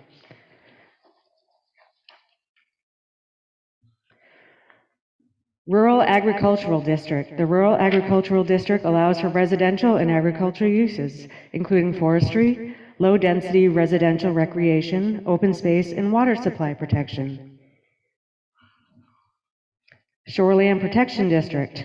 The Shoreland Protection Overlay District includes properties abutting protected shoreline, including Ash Willet River, South Branch River, Ash Swamp Brook, Martin Brook, Ash Willet River Dam, Swanzey Lake, and Wilson Pond. This district stipulates special requirements for properties abutting these water bodies. Swanzey Lake Campground falls within both of those.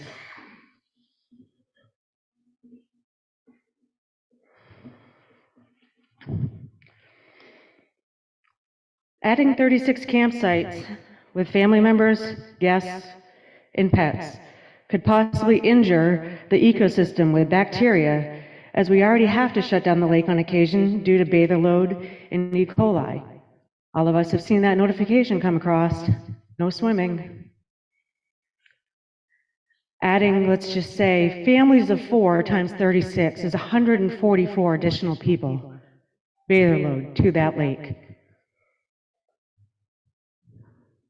Not to mention the boat traffic, everything else that comes along with it. And honestly, the traffic study, I'm not buying it. I'm sorry, I'm not buying it. And even at that fact, 300 cars is a lot for that road. If anyone's ever been on East Shore Road, it is a terrible road. Even after it was redone, it still has problems. So please take that into consideration.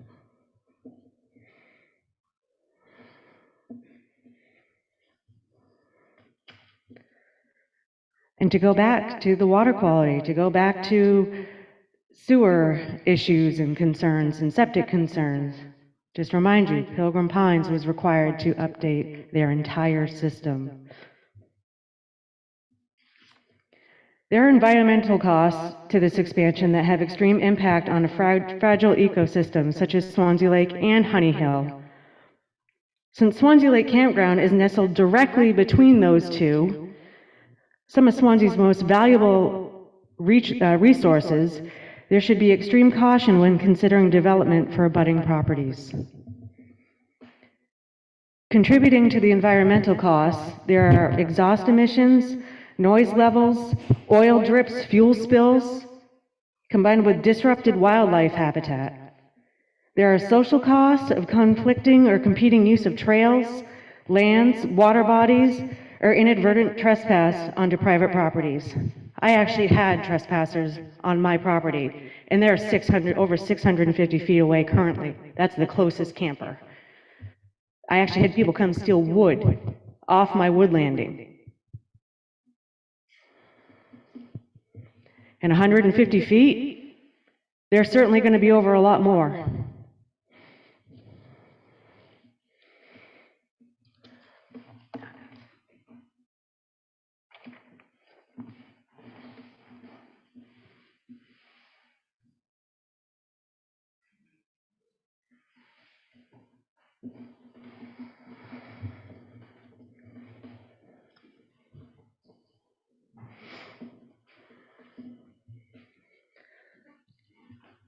What I've just handed out is the excerpts from New Hampshire Planning and Zoning, Chapter 674, Local Land Use Planning and Regulatory Powers. In particular, attention to the highlighted items. 674-17, purposes of zoning ordinance. To lessen congestion in the streets, to secure safety from fires, panic, and other dangers, to provide adequate light and air, to prevent the overcrowding of land, to avoid undue concentration of population, to facilitate the adequate provision of transportation, solid waste facilities, water, sewerage, schools, parks, child daycare, to assure the proper use of natural resources and other public requirements, to ensure the preservation of agricultural lands and buildings and the agricultural operations described in RSA 2134 are supporting the agricultural lands and buildings.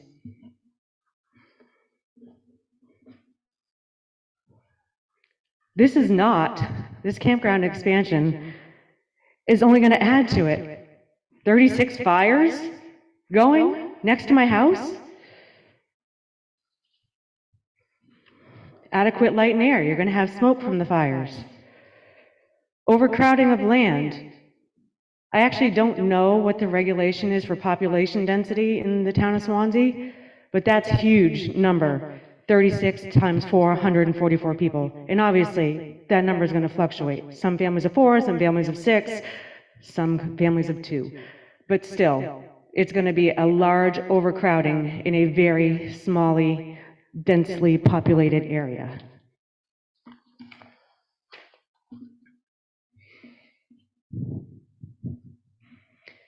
In particular, I'd like to look at RSA 674-2D, states that the master plan purpose and description, a natural resources selection which identifies and inventories any critical or sensitive areas of resources, not only those in the local community, but also those shared with abutting communities.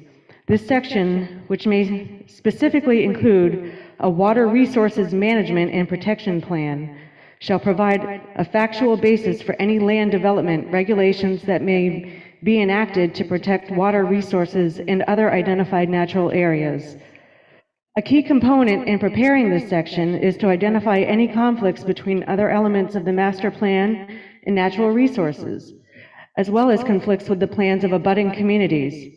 Nothing in this subparagraph shall be construed to permit municipalities to regulate surface or groundwater withdrawals that they are explicitly prohibited from regulating.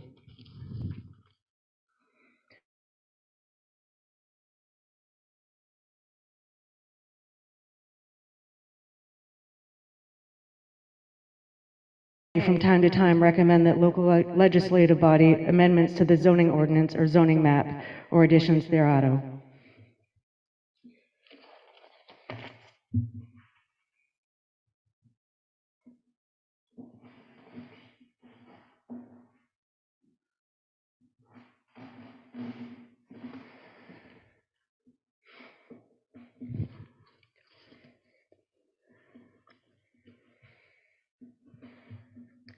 What I've just handed out is a copy of the Town of Swanzey, New Hampshire 2022 Master Plan Update.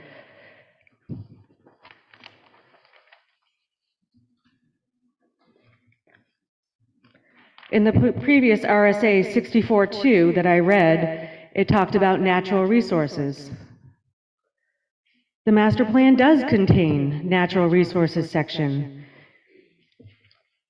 A couple areas of it that I'd like to highlight are areas of special concern may include steep slopes, wetlands, water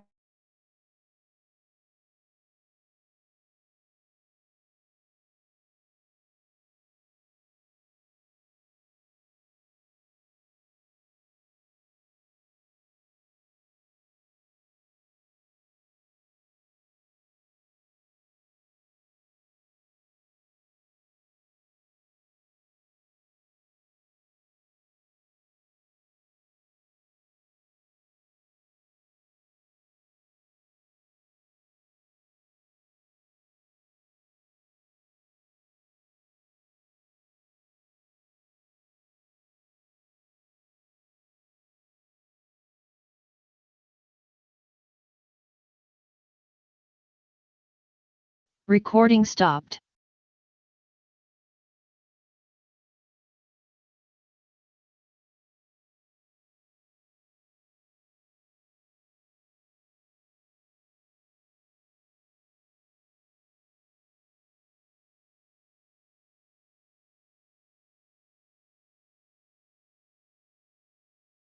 Recording in progress.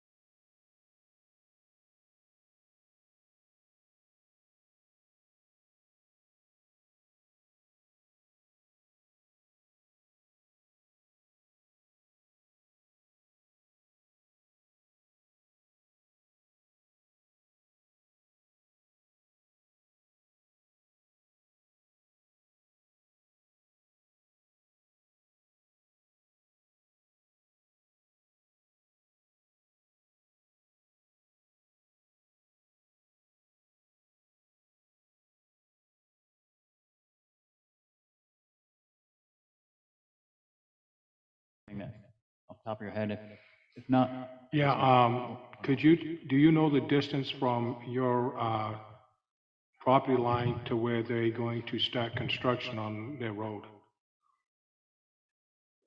From the maintenance building is, Well, from your property line to the closest construction on their property? my property line is pretty much right there, like on that line. It's, Yeah, but it's good to know the distance because there is side setbacks that are required under zoning regulations. they're within the setbacks. It's just because of the lay of the land and the actual foliage and trees in my driveway.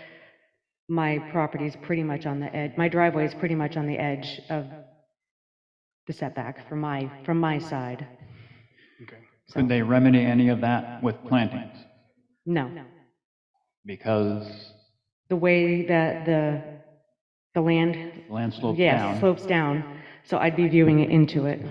So there's nothing that could be planted on your property line or their property line that would shield that? No. Okay, thank you. Anybody else? No, I guess not. Thank you. Thank you. Just one moment. I'm wondering if the applicant would like to answer any questions on that? Or are you okay?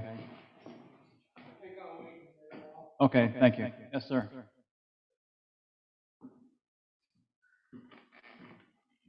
This is a hard act to follow. Yep. My name is Jeffrey Lapid. I live at 143 West Shore Road, and I'm going to speak tonight as both the president of the Swanzey Lake Protective Association and as a homeowner. The first question I have for you guys, are you aware of the watershed assessment grant that the town of Swanzey was awarded? Mm-hmm. You're all Yes. familiar with that, right? We've heard of it. We're Okay. probably not as familiar as you are with it, but we've Okay. heard of it. So what this grant does is it assesses the entire watershed. So it looks at the quality of the lake, it looks at, we're going to go, provided we're allowed on the property, we'll assess all the land around the lake and look at the homes, septic systems, landscaping that promotes lake health or not. The biochemical assays that we'll be doing of the lake are going to become a formal recommendation by the environmental group that's running this as to what grants we could get to rectify any problems, both for homeowners, how to get money for the homeowners to upgrade their land if they want, as well as what kind of grants we could get to allow us to counter any negative effects on the lake itself. And then the New Hampshire DES and the environmental group gives us these recommendations and who to contact and where to get the grants, and they leave it in our hands. And we're the ones who have to do the work, the follow-up work to do that. So basically, if I make an analogy, we're going to get an assessment of our current home. And at the end of this process, which will probably be sometime in the fall of 23 or perhaps 24, how to fix any problems, rectify problems, what have you. It's kind of like saying, I want to get my house fixed, but I'm going to okay the contractors to come to build an addition before I know the quality of my house. Just it's illogical to have this proceed right now. Because we need to find out what is the quality of the land and the septic of the current campsite, because they might come in and say, as Janice said, people say there are problems with that. We're going to have an outside assessor come and do that. And they might say, look, this campground needs to have X, Y, or Z done. And at the same time, we're talking about whether or not they can start building more. It doesn't make any sense in that way. So the timing seems really odd for this to get approval. So that says the Lake Association president. I want to talk about 36 campsites and the lake itself now. I'm a distance swimmer, I'm not a boater. My wife is a distance swimmer as well. She's notorious on the lake because the law states that boaters have to give swimmers at least 150 feet so they don't get killed. So she wears a flag when she's swimming. This summer, Shore Patrol followed her around. She's deaf, quite deaf, especially in the water. And they followed her back to our dock. And they're like, you know you're going to get killed if you do this. And she said, well, I have the laws on my side. And they said, they could do that, at your funeral. They could put that on your tombstone if you want. She had the right of way. If there's 15 more boats on this lake, or 10 more boats, one of the things Shore Patrol said was, everybody knows on a busy weekend, every boater on Swanzey Lake is breaking the law in terms of the distance that's supposed to be between boats. 36 more sites and more boats is just going to make it that much more dense and dangerous for kayakers, swimmers, what have you. Right? So, and Jana put it better. There's no need to repeat what Jana said about, you mentioned harmony earlier. And I think that really needs to be addressed. And if I translate that, we want to talk about conservation.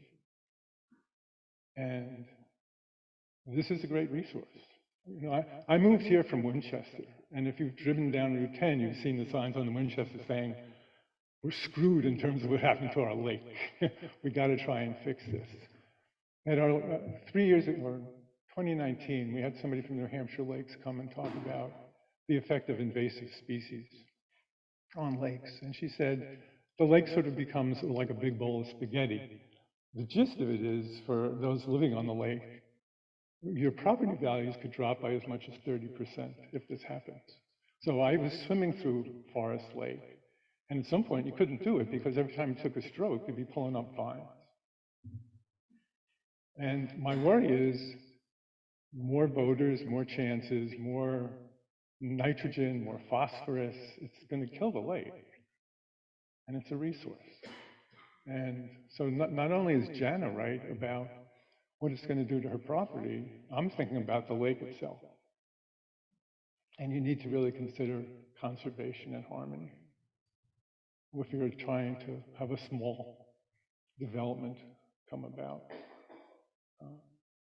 as the campground is requesting. And even if they, I don't know the bylaws that you've been referring to with you two guys talking, even if they're within their rights, I think harmony needs to just be addressed. And conservation needs to be addressed. And the little jewel that we have sitting here on Swanzey Lake and Wilson Pond, I don't want it messed with.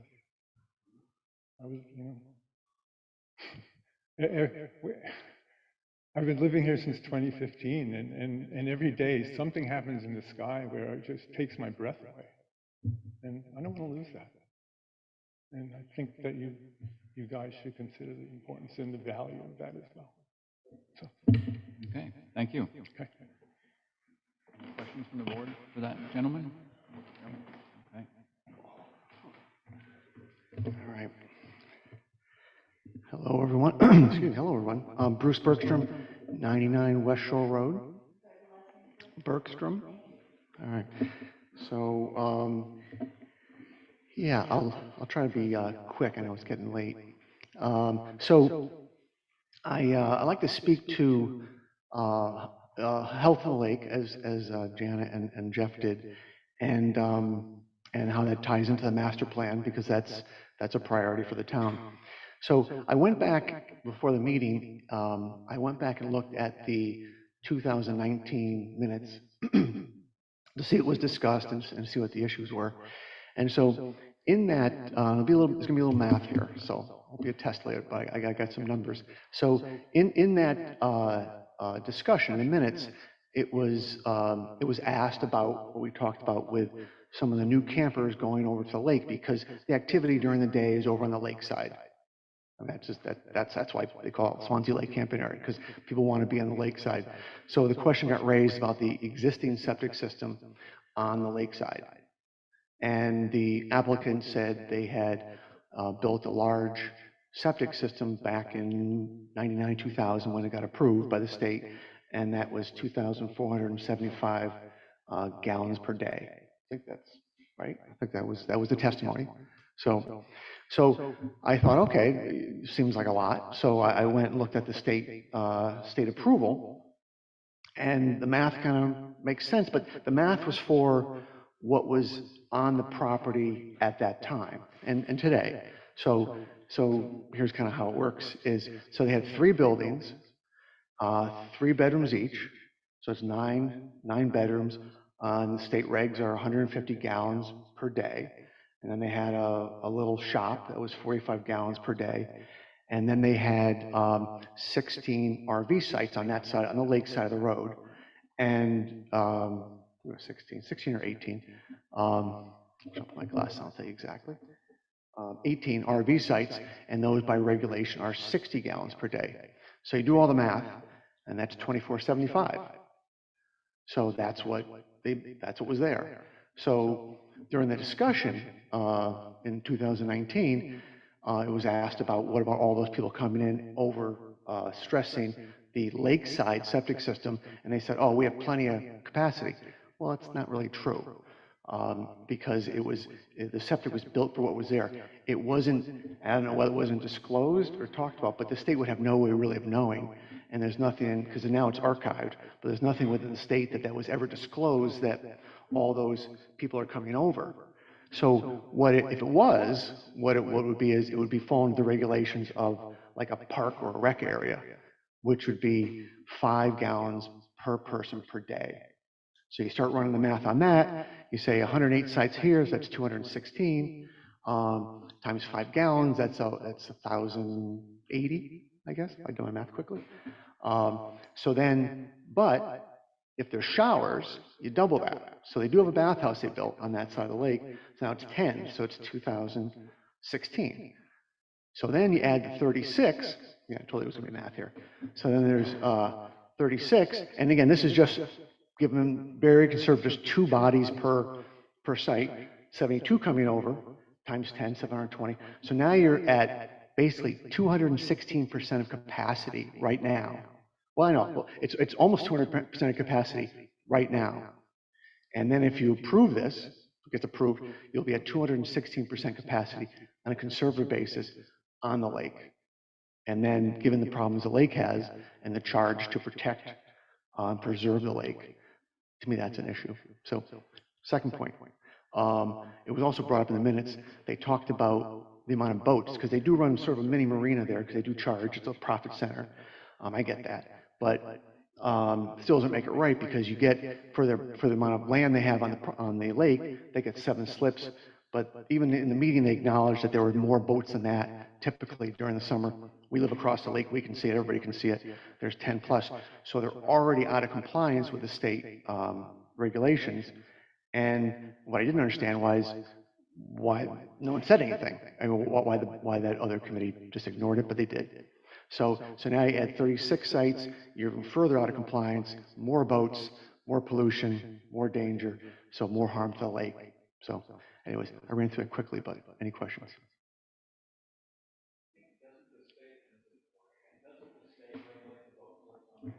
Yes.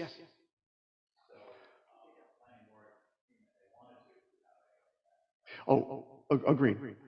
Agreed. But I would say, I would respectfully say, in terms of pressure on the lake, in terms of preserving that resource, I would say it would fall under that, because your charge is to part of the master plan to preserve and protect the bodies of water, including Swanzey Lake.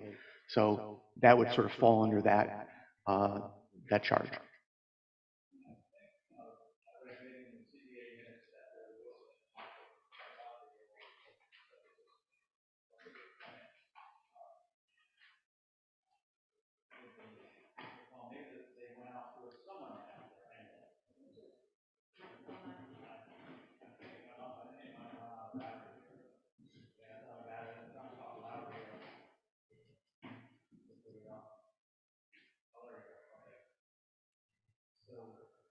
I think I'm on, right? Yeah, okay. So I think that they looked at that during that ZBA meeting, right? Somebody went over there on site, or no? No, that was a different. That was something else? That was on the east side. Okay. Because there were some pollution issues on the east side they did, but they didn't look at the, as far as I know. I don't believe they looked at it. I was just wondering if you knew. Thank you. Right. Any other members have questions? Okay, thank you. Thank you.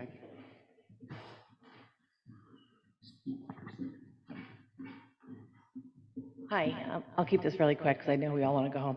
Allison Lee, 103 West Shore Road.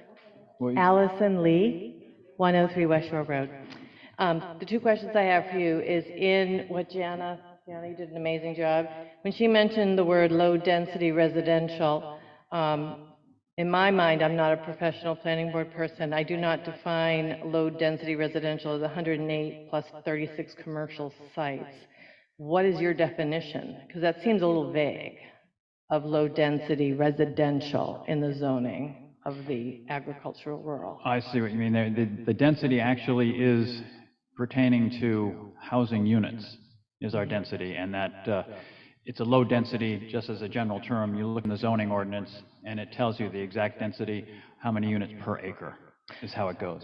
So how many units per acre do you allow? Well, they aren't building any units there. I would disagree with that, Yeah, because there are a lot of people that come up for the whole summer and live in those trailers. A trailer park, would you put a trailer park there? It's the same thing. They're just on wheels and they can move. Yeah, I understand that. It's really something you all need to consider. You asked me what our density referred to, and that refers to. Yeah, maybe we need to change some zoning rules in the future to always protect possible. the town of Swansea. Always possible, yeah. Also, I read typically, and this was on an engineering site on paving and roadway usage, typically unpaved roads carry less than 150 vehicles per day, And those vehicles tend not to put excess stress on the road structure, meaning logging and things like that. So I do take a little bit of exception in their representation that 300 cars per day on that road would be acceptable. Thank you.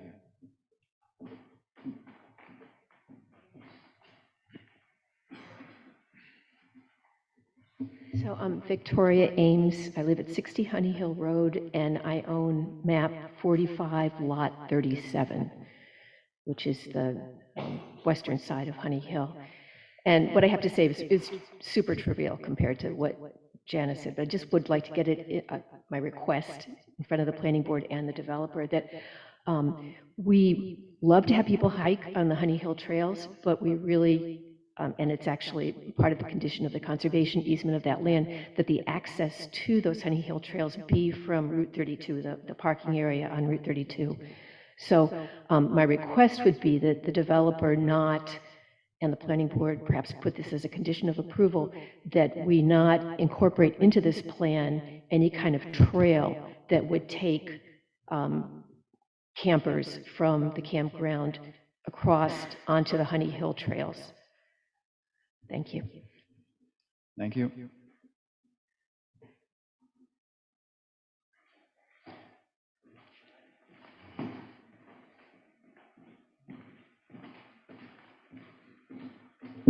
Hi, my name is Bryant Robertson. I'm 110 Bradford Road, Keene, New Hampshire, but we own 71 West Shore Road.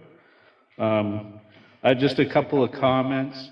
The 25-year storm for the drainage system is completely inadequate in this day and age. I mean, how many times last summer did you see a storm that dumped 2, 3, 4 inches in an hour in this area? It happens far too regularly. It needs to hold at least a 50-year storm, just to preserve the integrity of the lake, to keep the silt and the, what do they call it? Bio or whatever. Just to keep the lake clean.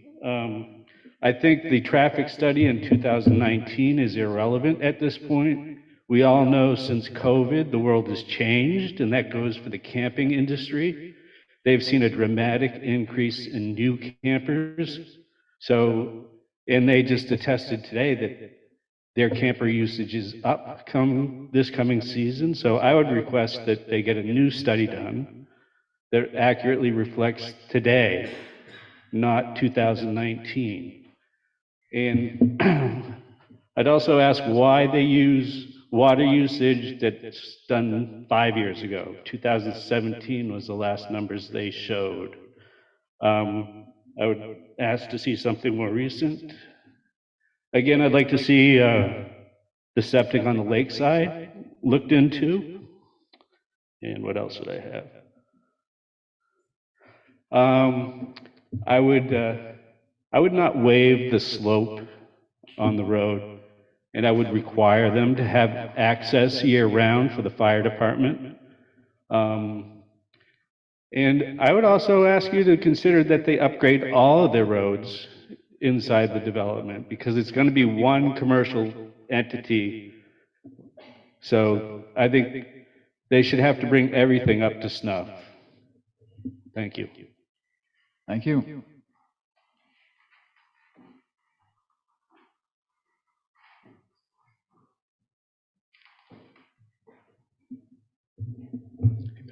Good evening, Joe Parisi, 41 West Shore Road. Just to pick quickly up on Brian's comment, a 25-year storm, and this is information that came very recently from an area land developer.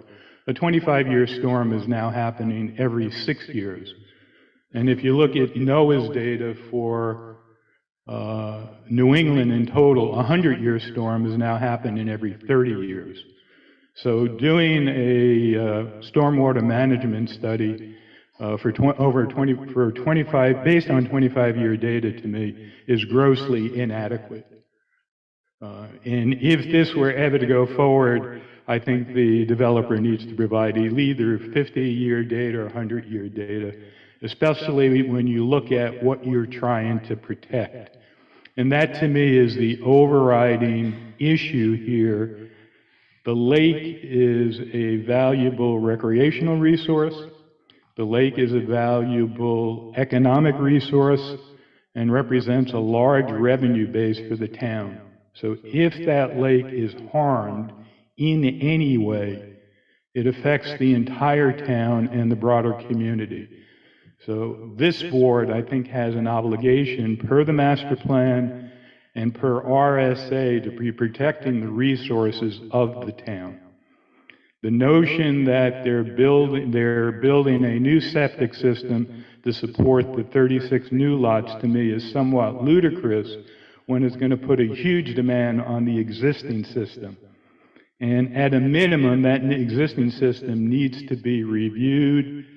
Someone needs to come in and verify that it can support not only its existing load, but the new load.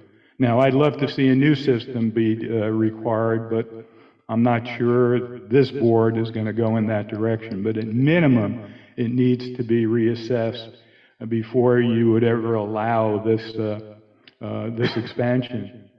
My closing point is around the point that was made earlier about the watershed study that's going on.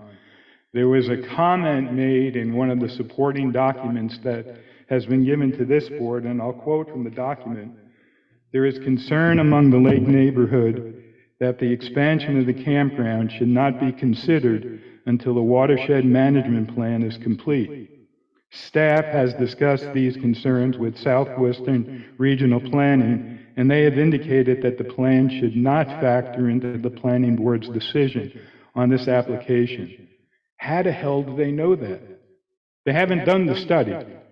How can they conclude that the campground and the expansion in the campground won't have an impact on the watershed? So at a minimum, I think this board should be delaying any decision on this application until that study is complete.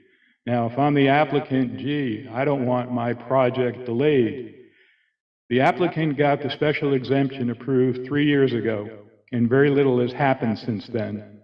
They have submitted an application basically at the deadline of the termination of that special exemption. So to me, there's no compelling urgency demonstrated by the applicant. So I see no downside to delaying any decision on this application until that study is complete. And I would even go as far as to argue is the planning board is not doing their job protecting the interest of the town and the community by making a decision on this application until that point. Thank you very much. Thank you. And just to clarify, the reason for that is that the study did not carry any regulatory authority. So without any regulatory authority, the planning board could not use that to deny an application.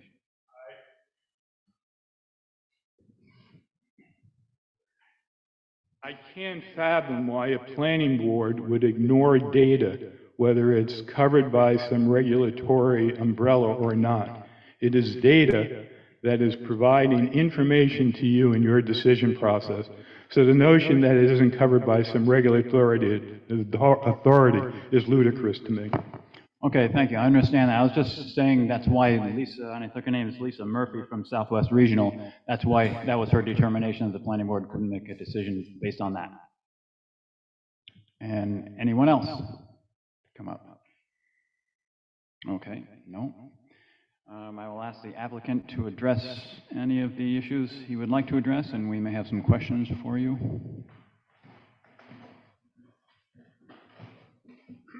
Thank you, Mr. Chairman.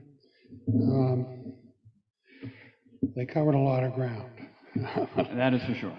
Most of it I've heard before. We covered it all at the zoning board meeting 3 years ago. The zoning board voted in favor of granting the special exception. That decision was appealed, went to Superior Court, and the court upheld the approval of that special exception. So I say that to the board to say, you know, they looked at the impact on values, and it was a close vote, 3-2, in the applicant's favor. And there'll always be disagreement. There's always agreement on the effect on property values. I've done zoning board meetings for most of my 46-year career, and I've heard it hundreds of times. One realtor says it's going to hurt the values, the other realtor says it's not. So you end up with disagreeing experts, and I don't know what the answer is. I'm not going to make it up. So, but the zoning board voted in favor, the court upheld it. So I think we have a solid legal basis to file our application as a use that's now permitted. And that's what's before you. I've done, I don't know how many thousand site plans in my career, and I'm confident that these site plans that were presented to you are in compliance with your regulations and with state regulations. And my understanding of your job is to make sure the plans do comply, and I believe we do. And you're pretty much bound by the rules in that case, and I know you know your job. And I'll jump around a little bit. There was questions about, did we design the stormwater system adequately?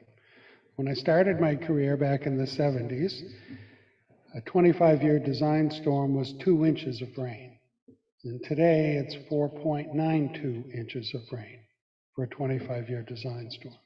The state of New Hampshire monitors rain events year-round, and because now we get rain events even in January on occasion.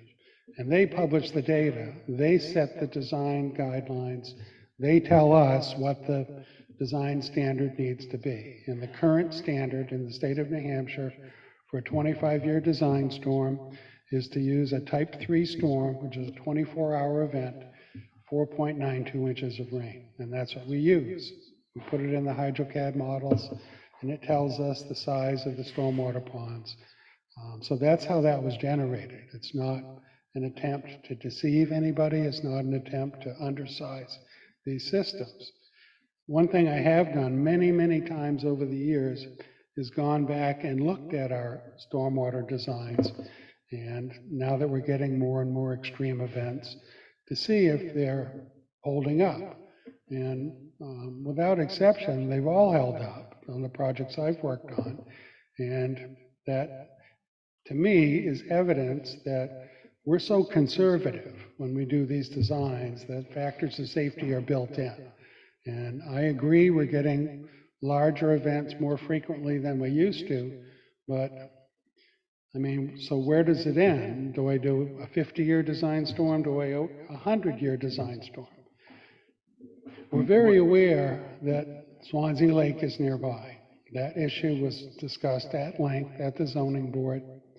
The drainage in this area and the terrain in this area doesn't allow stormwater to go from this site into Swanzey Lake. It would have to be piped across the road and somehow directed into the lake, and that doesn't happen.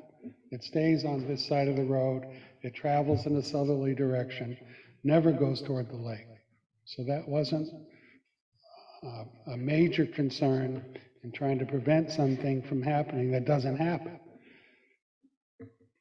Just one question. What sets your criteria between a 25-year storm and, say, a 50-year storm, what you would design for? Because we see a bunch of different ones. Usually we go to the standard the state requires. If we know we have to get a state permit, the state requires for open stormwater retainage, like we've designed here, to use a 25-year type 3 storm. And is that so that's what we do. For that type of terrain, is that what you're saying? For that type of terrain, they would require all those factors come into play, and the slope comes into play, the soil type comes into play. So you submit your plans first to the state, and there? No, we do our designs. We submit the completed designs if we get approvals from the towns, because the state doesn't want to review it unless it's something that can be built. That's what they don't want to my waste their understanding time. was, yeah. Right. So if I can't get a local approval, they don't want to waste their time reviewing what we've done.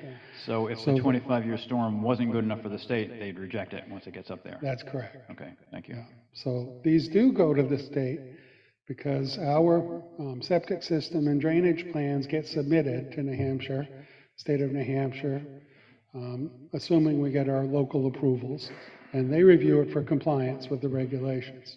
So the septic system, you know, there are a lot of questions, a lot of accusations, a lot of incorrect accusations that came out at the zoning board about failed septic systems and raw sewage running through the streams, through the property. Mike Jasmine went out several times, taking water samples, looking for evidence that there's raw sewage leaking into the stormwater areas passing through the property, found none. So the issues we understand are concerning and real. I wouldn't want raw sewage passing through my property either, but neither do they. So we spent the money to do the testing, to do the inspections of the existing system. He did have some leaks in his sewer lines that he repaired, and that's the type of maintenance that they have to do. Is that part of what you submitted here? I see you submitted, or the septic company submitted a report on that existing septic system as well as the new one that they're proposing to build. We hired them to design the new system and then to look at the nitrate loading that would be occurring on the properties. So we're merging these. So he looked at the existing campground property plus the new campground property, looked at the soils, looked at the slopes, did the calculations to determine the nitrate loading that the state would allow. And the state's very rigid about that. There's no waivers, there's no variances. If you can't meet the nitrate loading, then you can't build it to that capacity. You've got to fit it to the terrain. Is that the same thing as them certifying the existing system or not? I mean, they didn't use that word in there. I'm just asking what they looked at. What they look at is the nitrate loading that is occurring and that we're proposing to add to it. Can the soils that exist at the site support it? But that's for the new site, right? The new site you're talking That's about. for the merged sites, both sites. He addressed both sites in his letter, which you have a copy of. Yeah, I have a copy of that. And he determined that the capacity, maximum loading for lot 23, which is the 18-acre site, is 17,875 gallons per day. And we're proposing less than 2,000 gallons per day. So we're well under that site as it stands alone. When he looked at the 12-acre site, the new site, we're looking at 1,200 gallons per day being added into the nitrate loading, and the soil is capable of supporting 12,551 gallons per day. So we're at 1/10 of what the soil is capable of. New system there. Right. So that's a good situation for us. There's plenty of capacity. We don't have to worry about overloading. There's plenty of soil capacity is what we're talking about there, but I'm wondering, that doesn't really address whether their leach, in the original system I'm talking about, whether that leach field is failing or not. Does it? You know, the soil this doesn't, no. If the board is concerned, then I won't object to a condition of approval that says we have to hire a septic consultant to come in and inspect the existing system for any deficiencies. Okay. Thank you. I think it's a legitimate issue, and I do too. Yeah. I would be comfortable having that done and getting it addressed. Okay. There's a lot of concern about people leaving the campsites and going over to the lake side of the road and using the facilities that exist over there. So if you look at if they use the facilities over there, they flush the toilet, they wash their hands, that's all water usage. So we metered the water usage for 5 years for the 108 existing campsites, and those people, they would do that. During the day, they cross over. They're not going to walk all the way back to the camper to use the bathroom. They use the facility that's nearby. And so that usage was essentially metered, and the metered usage was averaging 10 gallons per day per campsite. So that's a little over 1,000 gallons a day that was generating if every site used it on the lake side. So, and that system was designed and approved and constructed for 2,400 gallons, or 2,400 gallons per day. So there is capacity to support that. If we used 60 gallons per day per campsite, the standard state design guideline, which we proved is way too high for the actual usage at the site by doing the metering, then for the 36 campsites times 60, you're looking at 2,160, if I did the math right in my head, gallons per day. And they're questioning, are we going to overtax the well that's there? The well has been tested for capacity. Most recently was, I think, 3 years ago when we filed our ZBA application. Our concern at the time was the well, it's not a new well, so over time it could fill with sediment, reduce capacity, but it hasn't. It's 20 gallons per day, 20 gallons per minute capacity, which adds up to over 14,000 gallons per day that can be pumped from that well without draining it, without the well collapsing. So it has so much capacity that I'm not concerned if they end up, if we use 60 gallons per day per campsite, you're still only looking at that couple thousand gallons per day. We're way under what the capacity of the well is. So I don't think we're going to drain the aquifer or cause other wells around us to fail. If they didn't fail last year when the drought, then this is not going to force it to happen. I'm not going to try to address all the issues about smoke and noise, and I mean, I don't know if that's a planning board concern or not. The smoke is depending on the wind direction primarily. Having been at the site several times now, I mean, I've personally witnessed smoke coming across the lake from the west, which is the normal wind direction, west to east in our area, into this area. So not all the smoke people are smelling is going to come from the new campsites. The buffers, I believe, are adequate. We're not, under your zoning regulations, we're allowed to build up to 20 feet from the sideline on the property. And we're not doing that. The nearest campsite is over 100 feet from the property line.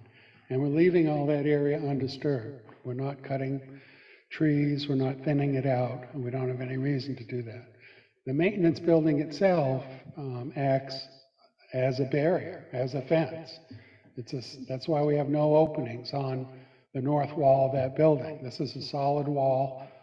That's an obstruction between the active areas, the campsites, and that residential area to the north. So I purposely did that in design, trying to take advantage of that as a solid fence. So I don't think it's fair to say that because you can go out in the wintertime when there's no vegetation on the trees and look through and see the house from that site. When the campground is active, there is vegetation. There is low vegetation and shrub. There's leaves on the trees, in addition to the pines that are there, because it's a mixed type of forested area. So the zoning board went to the site. They felt that the buffer was adequate. And so I think that's been adequately addressed and approved by your zoning board. Do you, off the top of your head, know what the setback of that utility building is from your property line? I can measure it and tell you exactly.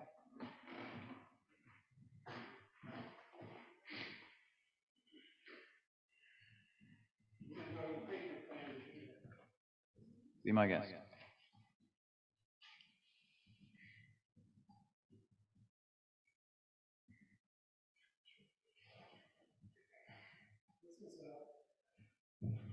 is a 100 scale on the overall plan. Mm-hmm. So measuring from the property line to the back wall of the building is 100. It's almost exactly 100 feet, maybe 98. Okay, thank you. And the closest campsites are on the other side of our roadway. And measure that. Yeah, measure your closest campsite. Closest campsite visually is the corner of this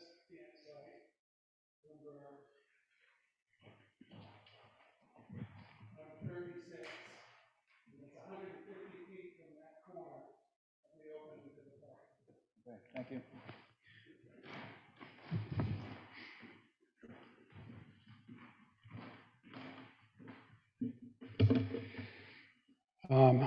I'm not sure what else I need to try to address. If the board has something, I'll be happy to try to address it. Mr. Malone had a question for you. Yeah.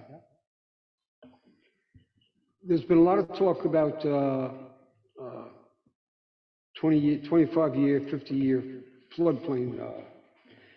Those are, just to be clear, those are minimum standards, correct? Yes. That is state mandated based on statewide information, not local information.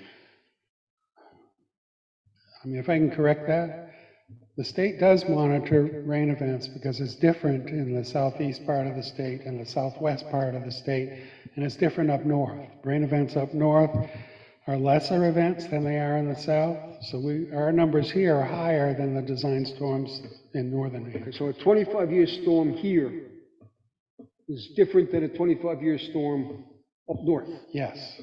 And the standards that you applied were local standards? Yes. Okay. Now, different question. Is there some shrubbery or shrubbing that you can put behind the building or around the campsite that would buffer sound to the neighbors?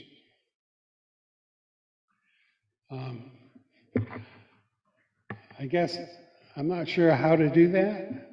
How do I? An arborist, perhaps?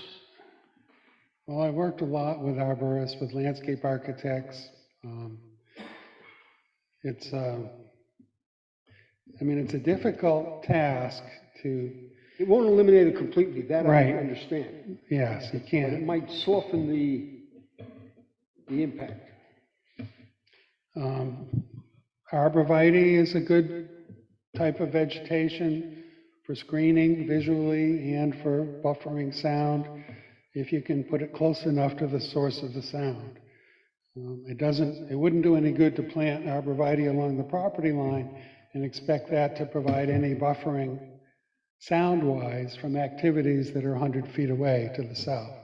So we would have to plant something like arborvitaes in close proximity to each campsite in order to try to buffer the sound from it. Would that be something you would consider? No, No, okay. I didn't want to beat around the bush. Be cute about it. The bottom why I asked line the is, question. no, it's just not practical. Then, what do you do if one of the arborvitaes dies in 5 years? Are we posting security? Are we trying to monitor the health of the plants? And I just think leaving a 100-foot forested buffer area, leaving it undisturbed, is a good approach, and I think it's a reasonable approach. Ms. Johnson? Is it unreasonable to ask if this is developed, that they would put in rules for their campers, like curfew for outdoor fires and outdoor parties and that sort of thing? Because when Ms. Blake was reading that off, that's why I thought to myself, maybe they shouldn't be allowed to tie dogs unattended at their camp when they go away. And then, of course, campers are going to say, oh, that's too many rules. But you have to consider the other side, too. Yeah. You can't just move in on a community and make it miserable. And that's a good question. There are rules for the campground. There are? And yes, and the curfew is 10 o'clock. That's when the quiet period starts. They're given their sheet of rules when they agree to rent a campsite. There were questions about boats. Some people want to bring boats. Some people want to use the boats that are there. The existing campground has 9 boat slips and 9 moorings. And the state has been called several times about those numbers. Under today's regulations, they would be entitled to 7 boat slips, not 9. But because the 9 have been there so long, they're grandfathered. And they're allowed to keep their 9, but they can't add any more.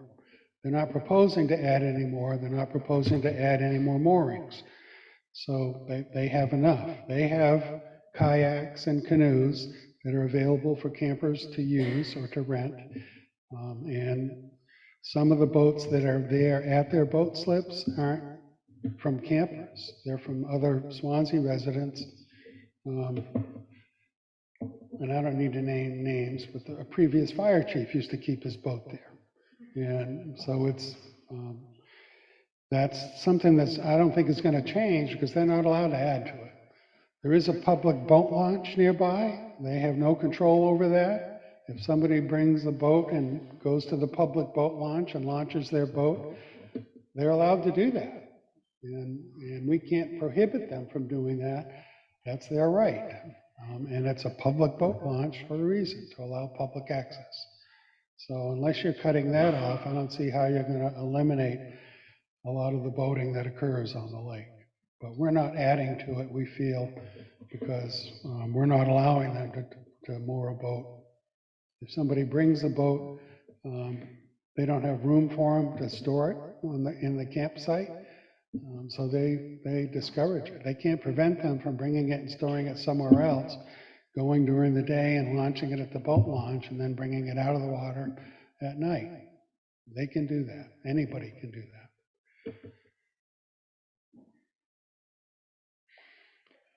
If you want me to look at a 50-year design storm, I'm willing to do that. I'll come back to the board and say we looked at it, and here's how our capacity compares to a 50-year design storm. Okay, thank you. Any other questions for Mr. Fippard?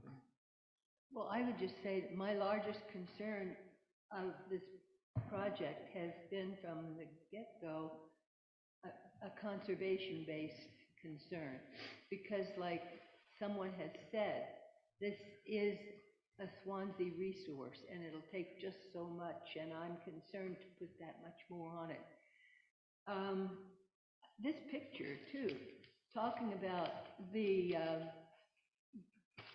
wood growth or tree growth on the property. Is this the property? She didn't share any of that with me. I haven't seen any of that. See how barren that looks. The trees are. I don't know what that's a picture of. Yeah, I don't know either.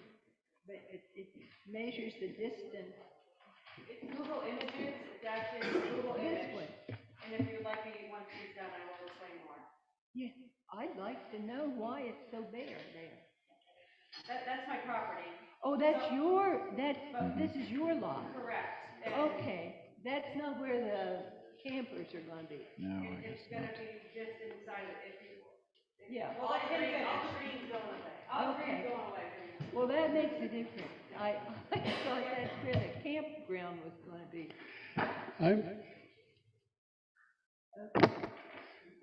I think I want to clarify, all the green is not going away. I mean, that's the whole purpose. That was the challenge here, was to carve in these sites in that existing forested area, leaving most of the trees. The last thing they want to do is remove all the trees like the neighbor did, and we don't want to clear cut the lot. Although, yeah. Are there any other questions for Mr. Fippard? All right, thank you. We have a few residents that want to ask a few questions. You can come up, yeah.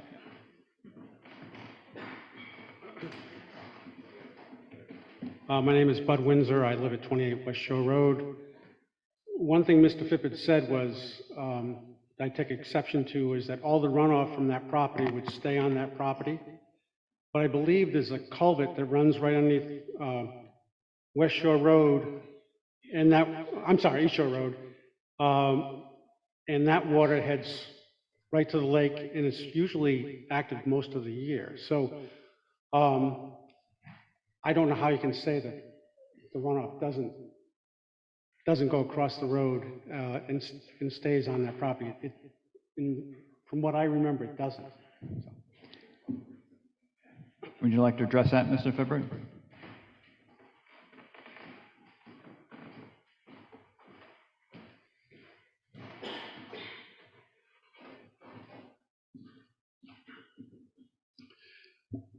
I know there are 2 culverts under this gravel driveway that we want to use as our emergency access into the site.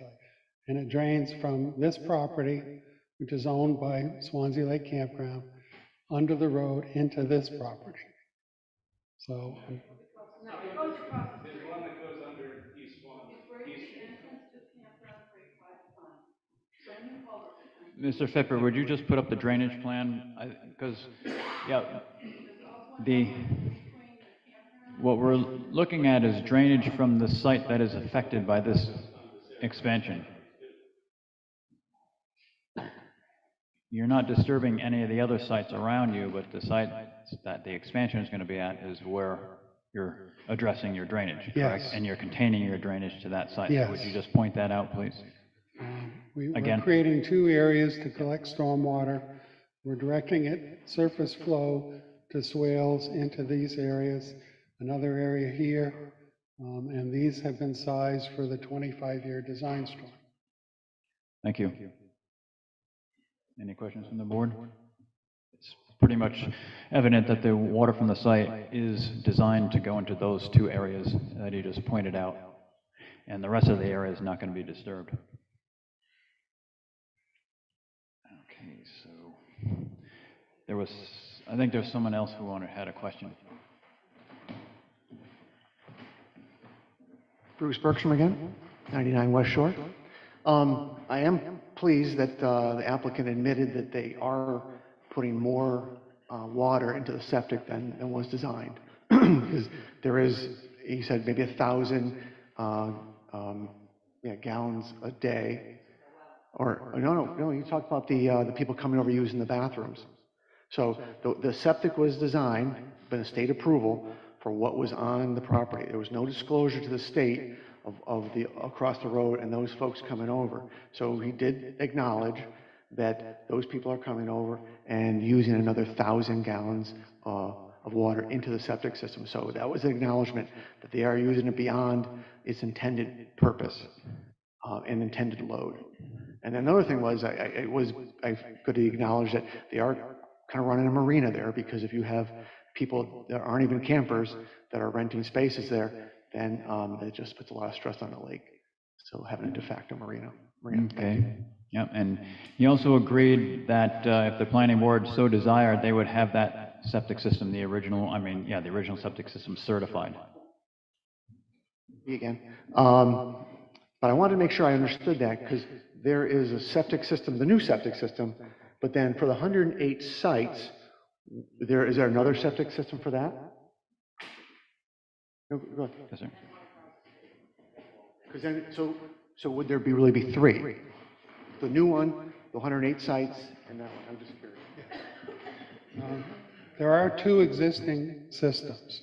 One is on the lake side of East Shore Road, over here, and there's another system roughly in this area for in the existing campground. Mm-hmm. And that's the one you were referring to have certified, correct? The one down in this lower corner. Whichever one, I think the concern is on the lake side. It is. Is what I'm hearing. It is, I think it is, yeah. So, I mean, I'm willing to go have that inspected and certified. Okay, recertified. Great, thank you. Follow up. Yes, so certified, and that would include, I presume, because the state wouldn't approve a septic, because they approved it based on what was there. They had no knowledge of the 108 site, well, it'd be 144 sites or whatever, of all those folks coming over on a daily basis. So that would actually, you'd probably have to put in a new septic, because that's not what it was approved for. Well, not that it doesn't work, but if there's an approval, so see what the state says. You'd have to at least determine that all of those people are going to come over and use that specific system, which I don't know they would or wouldn't, but the septic designer would be the one that would certify the system. The state would look over maybe their plans, but the designer himself would certify it. Is that correct? Yes. And yes, he should be aware that there will be extra people using that system over there when they do certify it. And yeah, you would agree. Okay, good. Thank you. So, Allison Lee, 103 West Shore Road again. If I can go back to the larger view.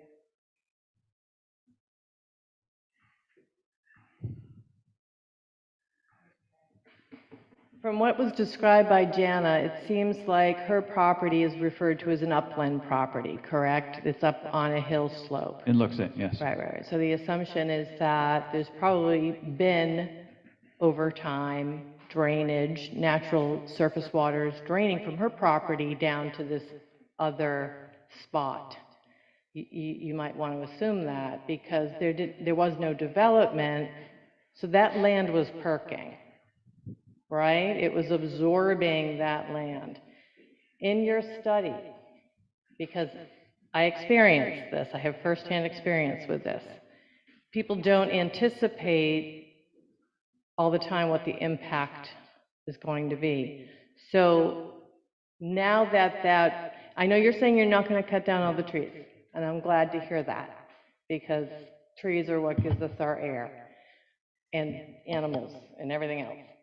But when I look at your plan and I see the amount of what is going to be dirt for the camper, then it's got to be hard packed enough that they can bring their wheeled heavy vehicle in and have their picnic tables and their fire pits and their wood with char. And then you have a road that again has to be something that you don't sink into, right? So is that considered impervious surface, all of those areas? It's not paved, so I don't think so. I think I might be wrong on that one. I think it might be But again, considered. I have a gravel driveway, and it's impervious. Okay, you're getting at a point, right? My point is that what used to be natural woodland that used to accept Honey Hill's water and Gianna Blake's water and allow the water to disperse naturally, it's called sheet flow, is now going to be concentrating into just these two swales that you have probably designed for this area. So my question to you, sir, is whether or not you've calculated the amount of surface waters in that 25-year storm coming from Honey Hill and Jana, because I'm concerned of the capacity of those swales.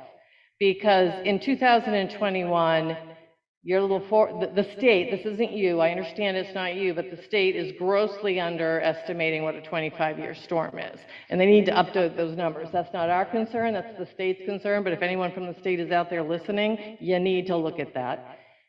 So my question to you is, if you could address that, whether you've taken it into consideration so that, I don't know who owns the property down to the right, but if they're still even further downland, you should be concerned.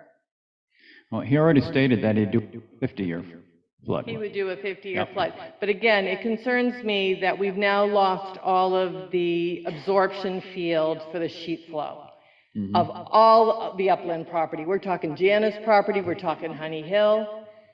Yeah, but... And even though he's leaving a few trees, I already am having trees topple over because there's so much more water in the land.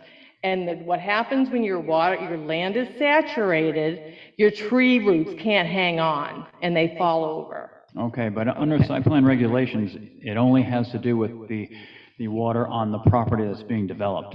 I understand, which is incredibly short-sighted for not you, but whoever the government agency is that's writing these RSAs, it's not sufficient to protect people who have properties and rights. And the only remedy in the state of New Hampshire is to bring a lawsuit. And guess what? In the state of New Hampshire, if you bring a lawsuit, you don't get reimbursed, even if you win the case. Well, we aren't there yet. So what I'm saying to you is that New Hampshire rules are insufficient to protect the property owners, but we as a town, we as a community can protect each other by making the right decisions and making sure that the party is going to do everything they can within their power to protect the neighborhood. And we see that they do. We make sure that, like they set up a drainage plan, like these swales, it shows how he's going to carry the water down to the swales, how it's not going to leave the property, but we can't expect him to have control over water that comes from someone else's property. Right. You got to draw the line someplace. Right, but his property was the one that was taking care of and absorbing that land. So once he Right, alters that property, it's going to become the person down below's property. But again, it's his right as long as he keeps all the drainage on his property, from his property. I just wanted to know if you took that into consideration.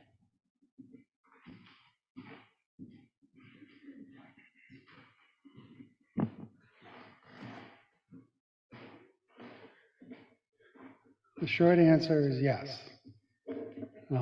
All the gravel area, the pad sites for the campers, we consider impermeable.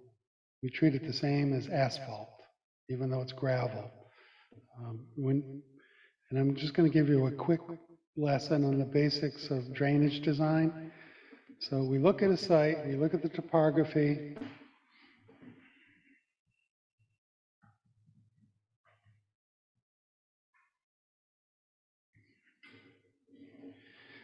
A lot of the runoff that's coming from the residential property to the north, you can see the shape of the contour lines here. So a lot of this runoff goes this way. And it's not affected by anything we're proposing to do because it's essentially bypassing our area. The runoff that goes this way, a lot of this goes into the other property owned by Swanzey Lake Campground.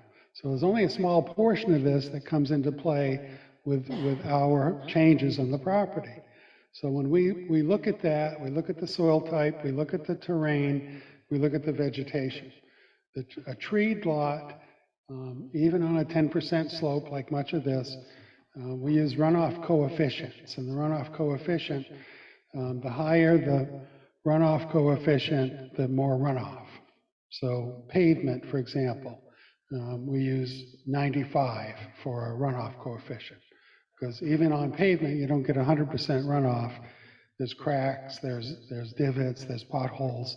So in the engineering world, we use 95 as that runoff coefficient. On a natural vegetated lot, we use 35 for that runoff. So you see the difference between a vegetated site and a site that has a lot of gravel and a lot of pavement. So that factor shows you the effect. So in this case, we took all the gravel areas, we took each campsite, we took all of that area, and we applied the 95% runoff coefficient. And for the other areas that remain treed and undisturbed, it's 35%. We add in an estimate of flow coming from the neighbor's property. So we did the same thing she did. We looked at Google Earth. Actually, we used Granite Maps, which is similar to Google Earth, to see what the vegetation is and what the topography is like on the neighboring land. And we can apply a factor to say, okay, we've got off-site runoff coming into the site. Because they nearly clear-cut most of that land, the runoff was higher than it would be if it had remained forested. So that was factored in. And that's part of the calculation to come up with the 25-year capacity that we chose to store completely on site. So the complete 25-year volume, and I forget exactly what the number is stored. So it's not overflowing, we're not subtracting for infiltration into the ground, even though with this soil type, you do get infiltration into the ground. So the soils are pretty good here, and it perked at less than 5 minutes per inch, which is a good safe perk rate. It's not too fast, so you're not worried about contaminating groundwater, and it's at a reasonable rate. So I know this is a conservative design, and I think when I factor all that in, I'll be close to the 50-year design capacity. But I'll do that and send the information to the board. Appreciate it. Thank you. Any questions from the board on the drainage? No? Okay.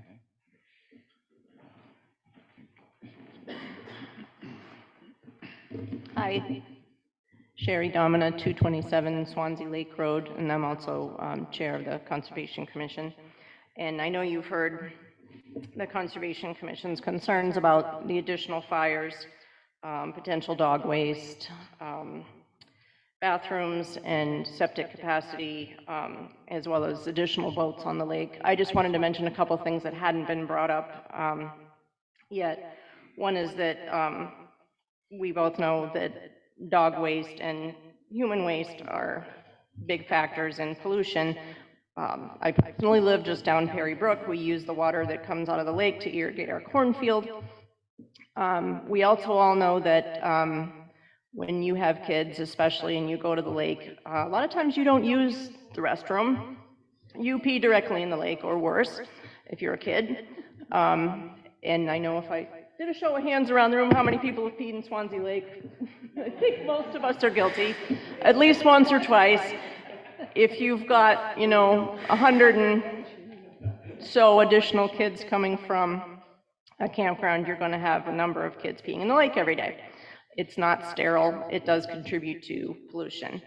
Also additional dog waste. And so, well, before I get into dog waste, so I just want to make sure, I have not been to the bathrooms at the campground, so I don't know what they're like. So I would just encourage that the bathrooms there not only are able to handle people using them, but that they are also open, airy, accessible, and kid-friendly, that encourage people to use them.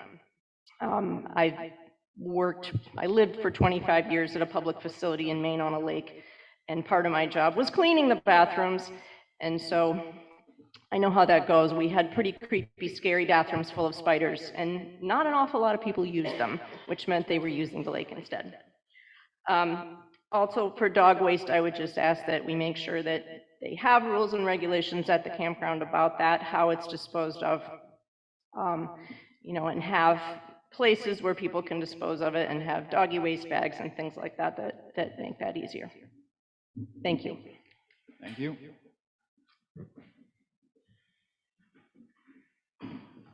Jeffrey Lapid, 143 West Shore Road. Please don't grant the 10% waiver. If you keep looking for regulations to try and stop this, don't grant the 10% waiver. That's within the regs. Thank you.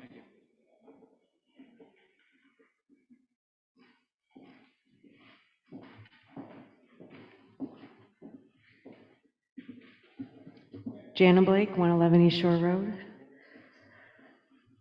So, Jim, I'd like to ask why the plan that you submitted, the distance is... You can ask me, I'll ask him. Okay, well, that's fine. Why the plan that he submitted, this actually came from the original packet for this meeting, why is it not the same distance? Because obviously the scale on here is what I went by. Oh, you mean the setback distance between your house and, okay, yeah, that. And to answer your question, Michael, it's 50 feet per this. It's 50 feet to the maintenance building. So I don't know where the difference is between what he submitted to what he has there, but why would anybody make any assumptions otherwise? Well, what he has there is what we have here. These are the plans we're going by. I don't know, what that one is all about, but this is what the planning board goes by. And I had measured it before he got up and said what the setbacks were, and they were pretty close to what I measured on this drawing here. I measured 110 feet. He measured 100 feet from the property line to the back of that storage building, or the maintenance building there. I don't know what it is to your house setback there. But I'm just saying that these are the plans we're going by, not that one that you see that might be off. Okay, understood. Okay. You still want him to address that? Why there's a discrepancy there? No, it just, I want to make sure that whatever he's being, is submitting is this one. Not 50 feet Yeah, it's not that one. No. to my property line. Right. Additionally, obviously I have concerns about people trespassing on my property. And obviously, he's stating that they're unwilling to do anything to create any sort of a buffer. So should the planning board approve this, how am I going to be guaranteed that I'm not going to have all these people coming over to my property? It's a very valid concern. Buy a shotgun.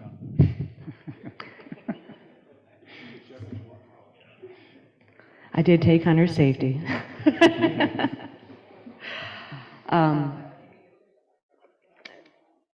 But seriously, everything, not joking here, is even with 100 feet, I'm going to go back to the photos that I submitted, okay? And I want to also clarify one thing. My property is not clear-cut whatsoever, so that's why I would actually recommend a site walk, because you will all clearly see that my property is not clear-cut. Granted, it's Google Images, it's not great. My father did log the property before I purchased it off him in 2003. And then also, I think he did, well, originally when I bought the property, it was 5 acres, and then he sold his property, and I bought the additional land and did a boundary line adjustment, and now I have 13.2 acres. So, or just over that. But anyway, during that time he did some logging, but still, there is tons of trees left. It's not clear cut whatsoever. But to go by this picture here, from the corner of my house to here is 150 feet.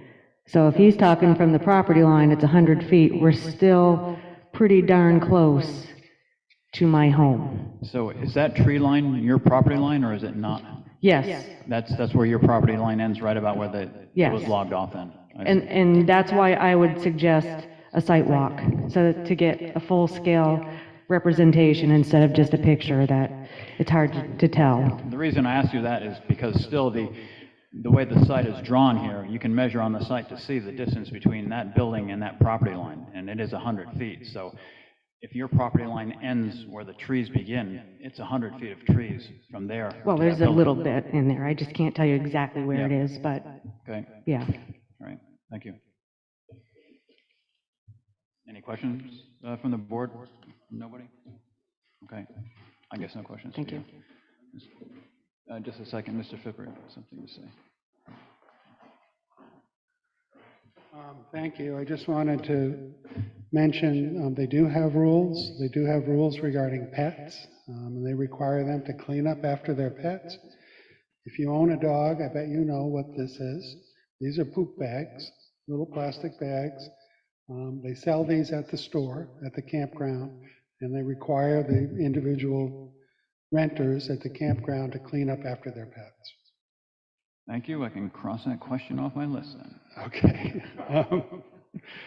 I'm not sure, I mean, maybe she printed that plan on a home printer, download it, and so it's going to be a greatly reduced version, and it's not unusual to get the scale distorted. But the plans you have, the plans I submitted, are accurate engineered drawings, and I'll stand by that dimension. Okay, yeah. These are the ones we're going by. Mr. Malone, yes. As many of you know, I'm an apartment dweller. And I just received a notice from my landlord, the entire complex did, that all dog owners have to bring their dog for DNA testing. And apparently they're going to be checking the dog droppings, which might be something that you might want to consider. I don't know, maybe. Go ahead. Since you handle the dog waste, I was just wondering about the unattended dogs and barking and things like that. Is there a rule? Yeah, they're supposed to control their dogs. If there's barking, that's more than a normal bark from a dog. If it's excessive barking, they're going to be told to rein them in or to get them in to stop the barking. That's all in their rules to control their pet. So if they're walking around the lake, they're expected to be on a leash and they're expected to clean up the dog droppings. So. Are those expectations enforced? Is there anyone To the there? degree that they can, they do enforce their rules. They do have people, they have staff working in the store and doing maintenance, walking around the campground. If they see something inappropriate, they call them on it. So if they see piles of dog waste and they're always in the same location adjacent to a certain campsite, they're going to question the owner and say, this isn't acceptable, and you've got to clean this up and control your dog. And they've had those issues in the past, so we talked about it. I've heard of the DNA issue before. Some municipalities do it. I wish Keene would do it. My wife and I walk on the rail trail, and I mean, that's used as a pet waste ground. It's just really disgusting down by the college. It's awful. You might not be able to just blame that on the dogs. I won't go there, so. Is there anything else? Any other questions for Mr. Fippard? Thank you. Richard, Yeah. you had mentioned something. May I make a motion that we continue this due to the hour until next meeting? Just a moment. Would you like to say something, or you had a question? Jana Blake, 111 East Shore Road. I'd just like to add that I abut Honey Hill, and I hear everything that goes on Honey Hill. And Honey Hill is quite a bit farther away from me than this campground will be. I can literally hear conversations that people are having as they're switchbacking back and forth up the hill. I can hear their dogs barking. That's significantly farther away than this proposed buffer. So there's no way in heck that that is going to, the sound is not going to carry. It just is. It's just the nature of the land. And it's like a giant tunnel right there, and it just kind of sound reverberates off of everything. And like I said, I can clearly hear everything that's going on Honey Hill when people are hiking. You're not helping your case. If you can hear everything on Honey Hill and the land reverberates and you're acting like there's nothing can be done about it. I'm just saying it's an issue. So no, there is something that can be done about it. You can deny it because it is unharmonious with the natural environment around. Like I said, Swanzey Lake Campground is a jewel sitting, is sitting between two jewels. You have Honey Hill, you have Swanzey Lake Campground. To add this is not going to be harmonious.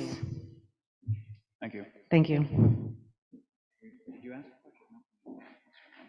Okay, Richard. Okay. I'd like to make a motion that we continue this meeting until our next scheduled meeting due to the hour. Okay, a motion to continue the public hearing until our next meeting, which is when, Sarah? Which is the 26th of January. Is there a second? I'll second. Seconded by Brandon Self. Is there any further discussion? Is there any way we could do a site walk? Yeah, we could do a site walk during that time. Yeah, we could do that. Let's see.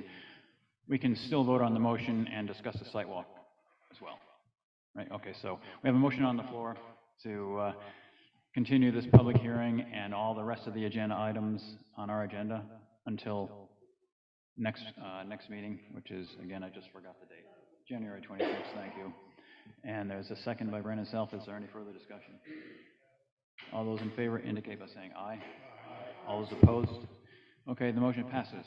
So, site walk, we're talking about a site walk. Yeah, how would you do that, given that it gets dark by 5 o'clock? It would have to be done on a different day. Yeah, on a weekend or, yeah, probably weekend. We've done them on weekends a lot before, actually, just because of that purpose. Yes?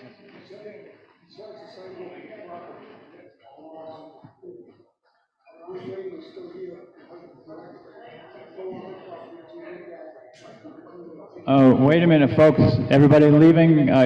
We're discussing a site walk, and the public needs to be in on discussion if you want to. I can't make you stay, but we're discussing a site walk, and we're probably going to set a date and time for that. So if you'd like to stick around until we resolve that, it'll probably be in your interest. Continue.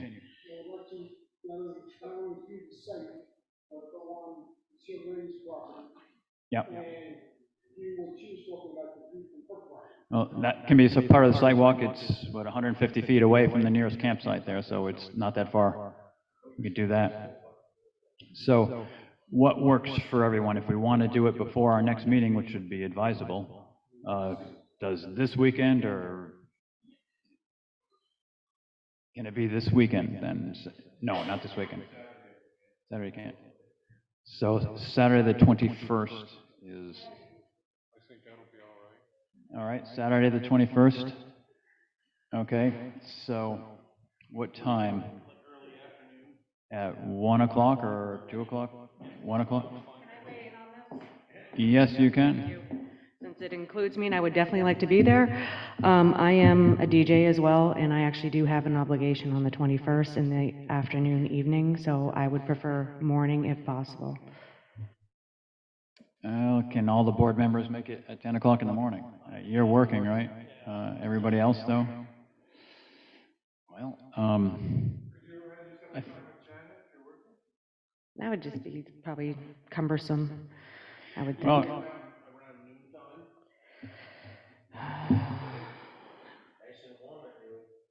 I think, yeah, I believe I could do it at noon. it would.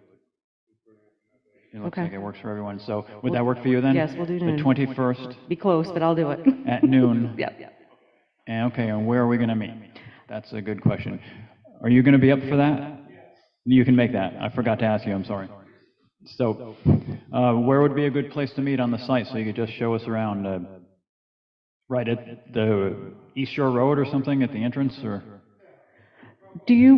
Would you rather just seriously park at my house and walk in? It's a lot closer. I mean, seriously, it really is. Instead of walking, it's a quarter mile up through the woods if you go from East Shore Road versus 150 feet in and then go backwards into the campground. Well, do the rest of the board members want to see the whole site, or are we just looking at her place? She has a afternoon engagement that day. Yeah. Maybe we should try to get to her as close to noon time as possible, meeting her place. Oh, and then do the rest of the site after that, perhaps? All right, that sounds like a good solution then. I mean, it's pretty easy, right straight through the woods to that area. There's actually trails that are kind of already there a little bit. Okay, then we'll meet at your site. And what is your address, so everyone knows what the address is? 111 East Shore Road. Okay, And anybody else that's here that would like to attend, you are welcome to come along. Okay, so the site walk is actually an extension of the public hearing. So when we do a site walk, it's actually opening the public hearing during the site walk, and it's recorded, and then we're closing that part of the meeting. Then we continue the public hearing back here. You had something to say? Okay. All right. And you'd be able to do that? Great. Okay, then it's settled. Mr. Fippard, just one question from you. Will we be able to see where that maintenance building is going to be? Is it staked out or any kind of a determination where that building would be? Pardon me? You will. Okay, good. That's what we'll need. I used Gaia GPS on my phone, and I can literally like start it, and we can walk in. It shows you how many feet you've walked in and everything. So, I mean, that's how I used it to get my measurements on stuff. So it's actually a known app on your phone, so. Okay, then it's Saturday the 21st at your house at noontime. That's good for everyone. Okay. We voted to adjourn the meeting? No, we're adjourned, okay. So, yeah, continue the public hearing until the next meeting, which is the 21st, again. Recording stopped. Yeah. Or not the 21st, no, I don't even know. My date was wrong too. 21st is when we're meeting. Oh, yeah, that's right. That is correct. I guess we're taking the motion for adjournment, which is a motion that we adjourn the meeting.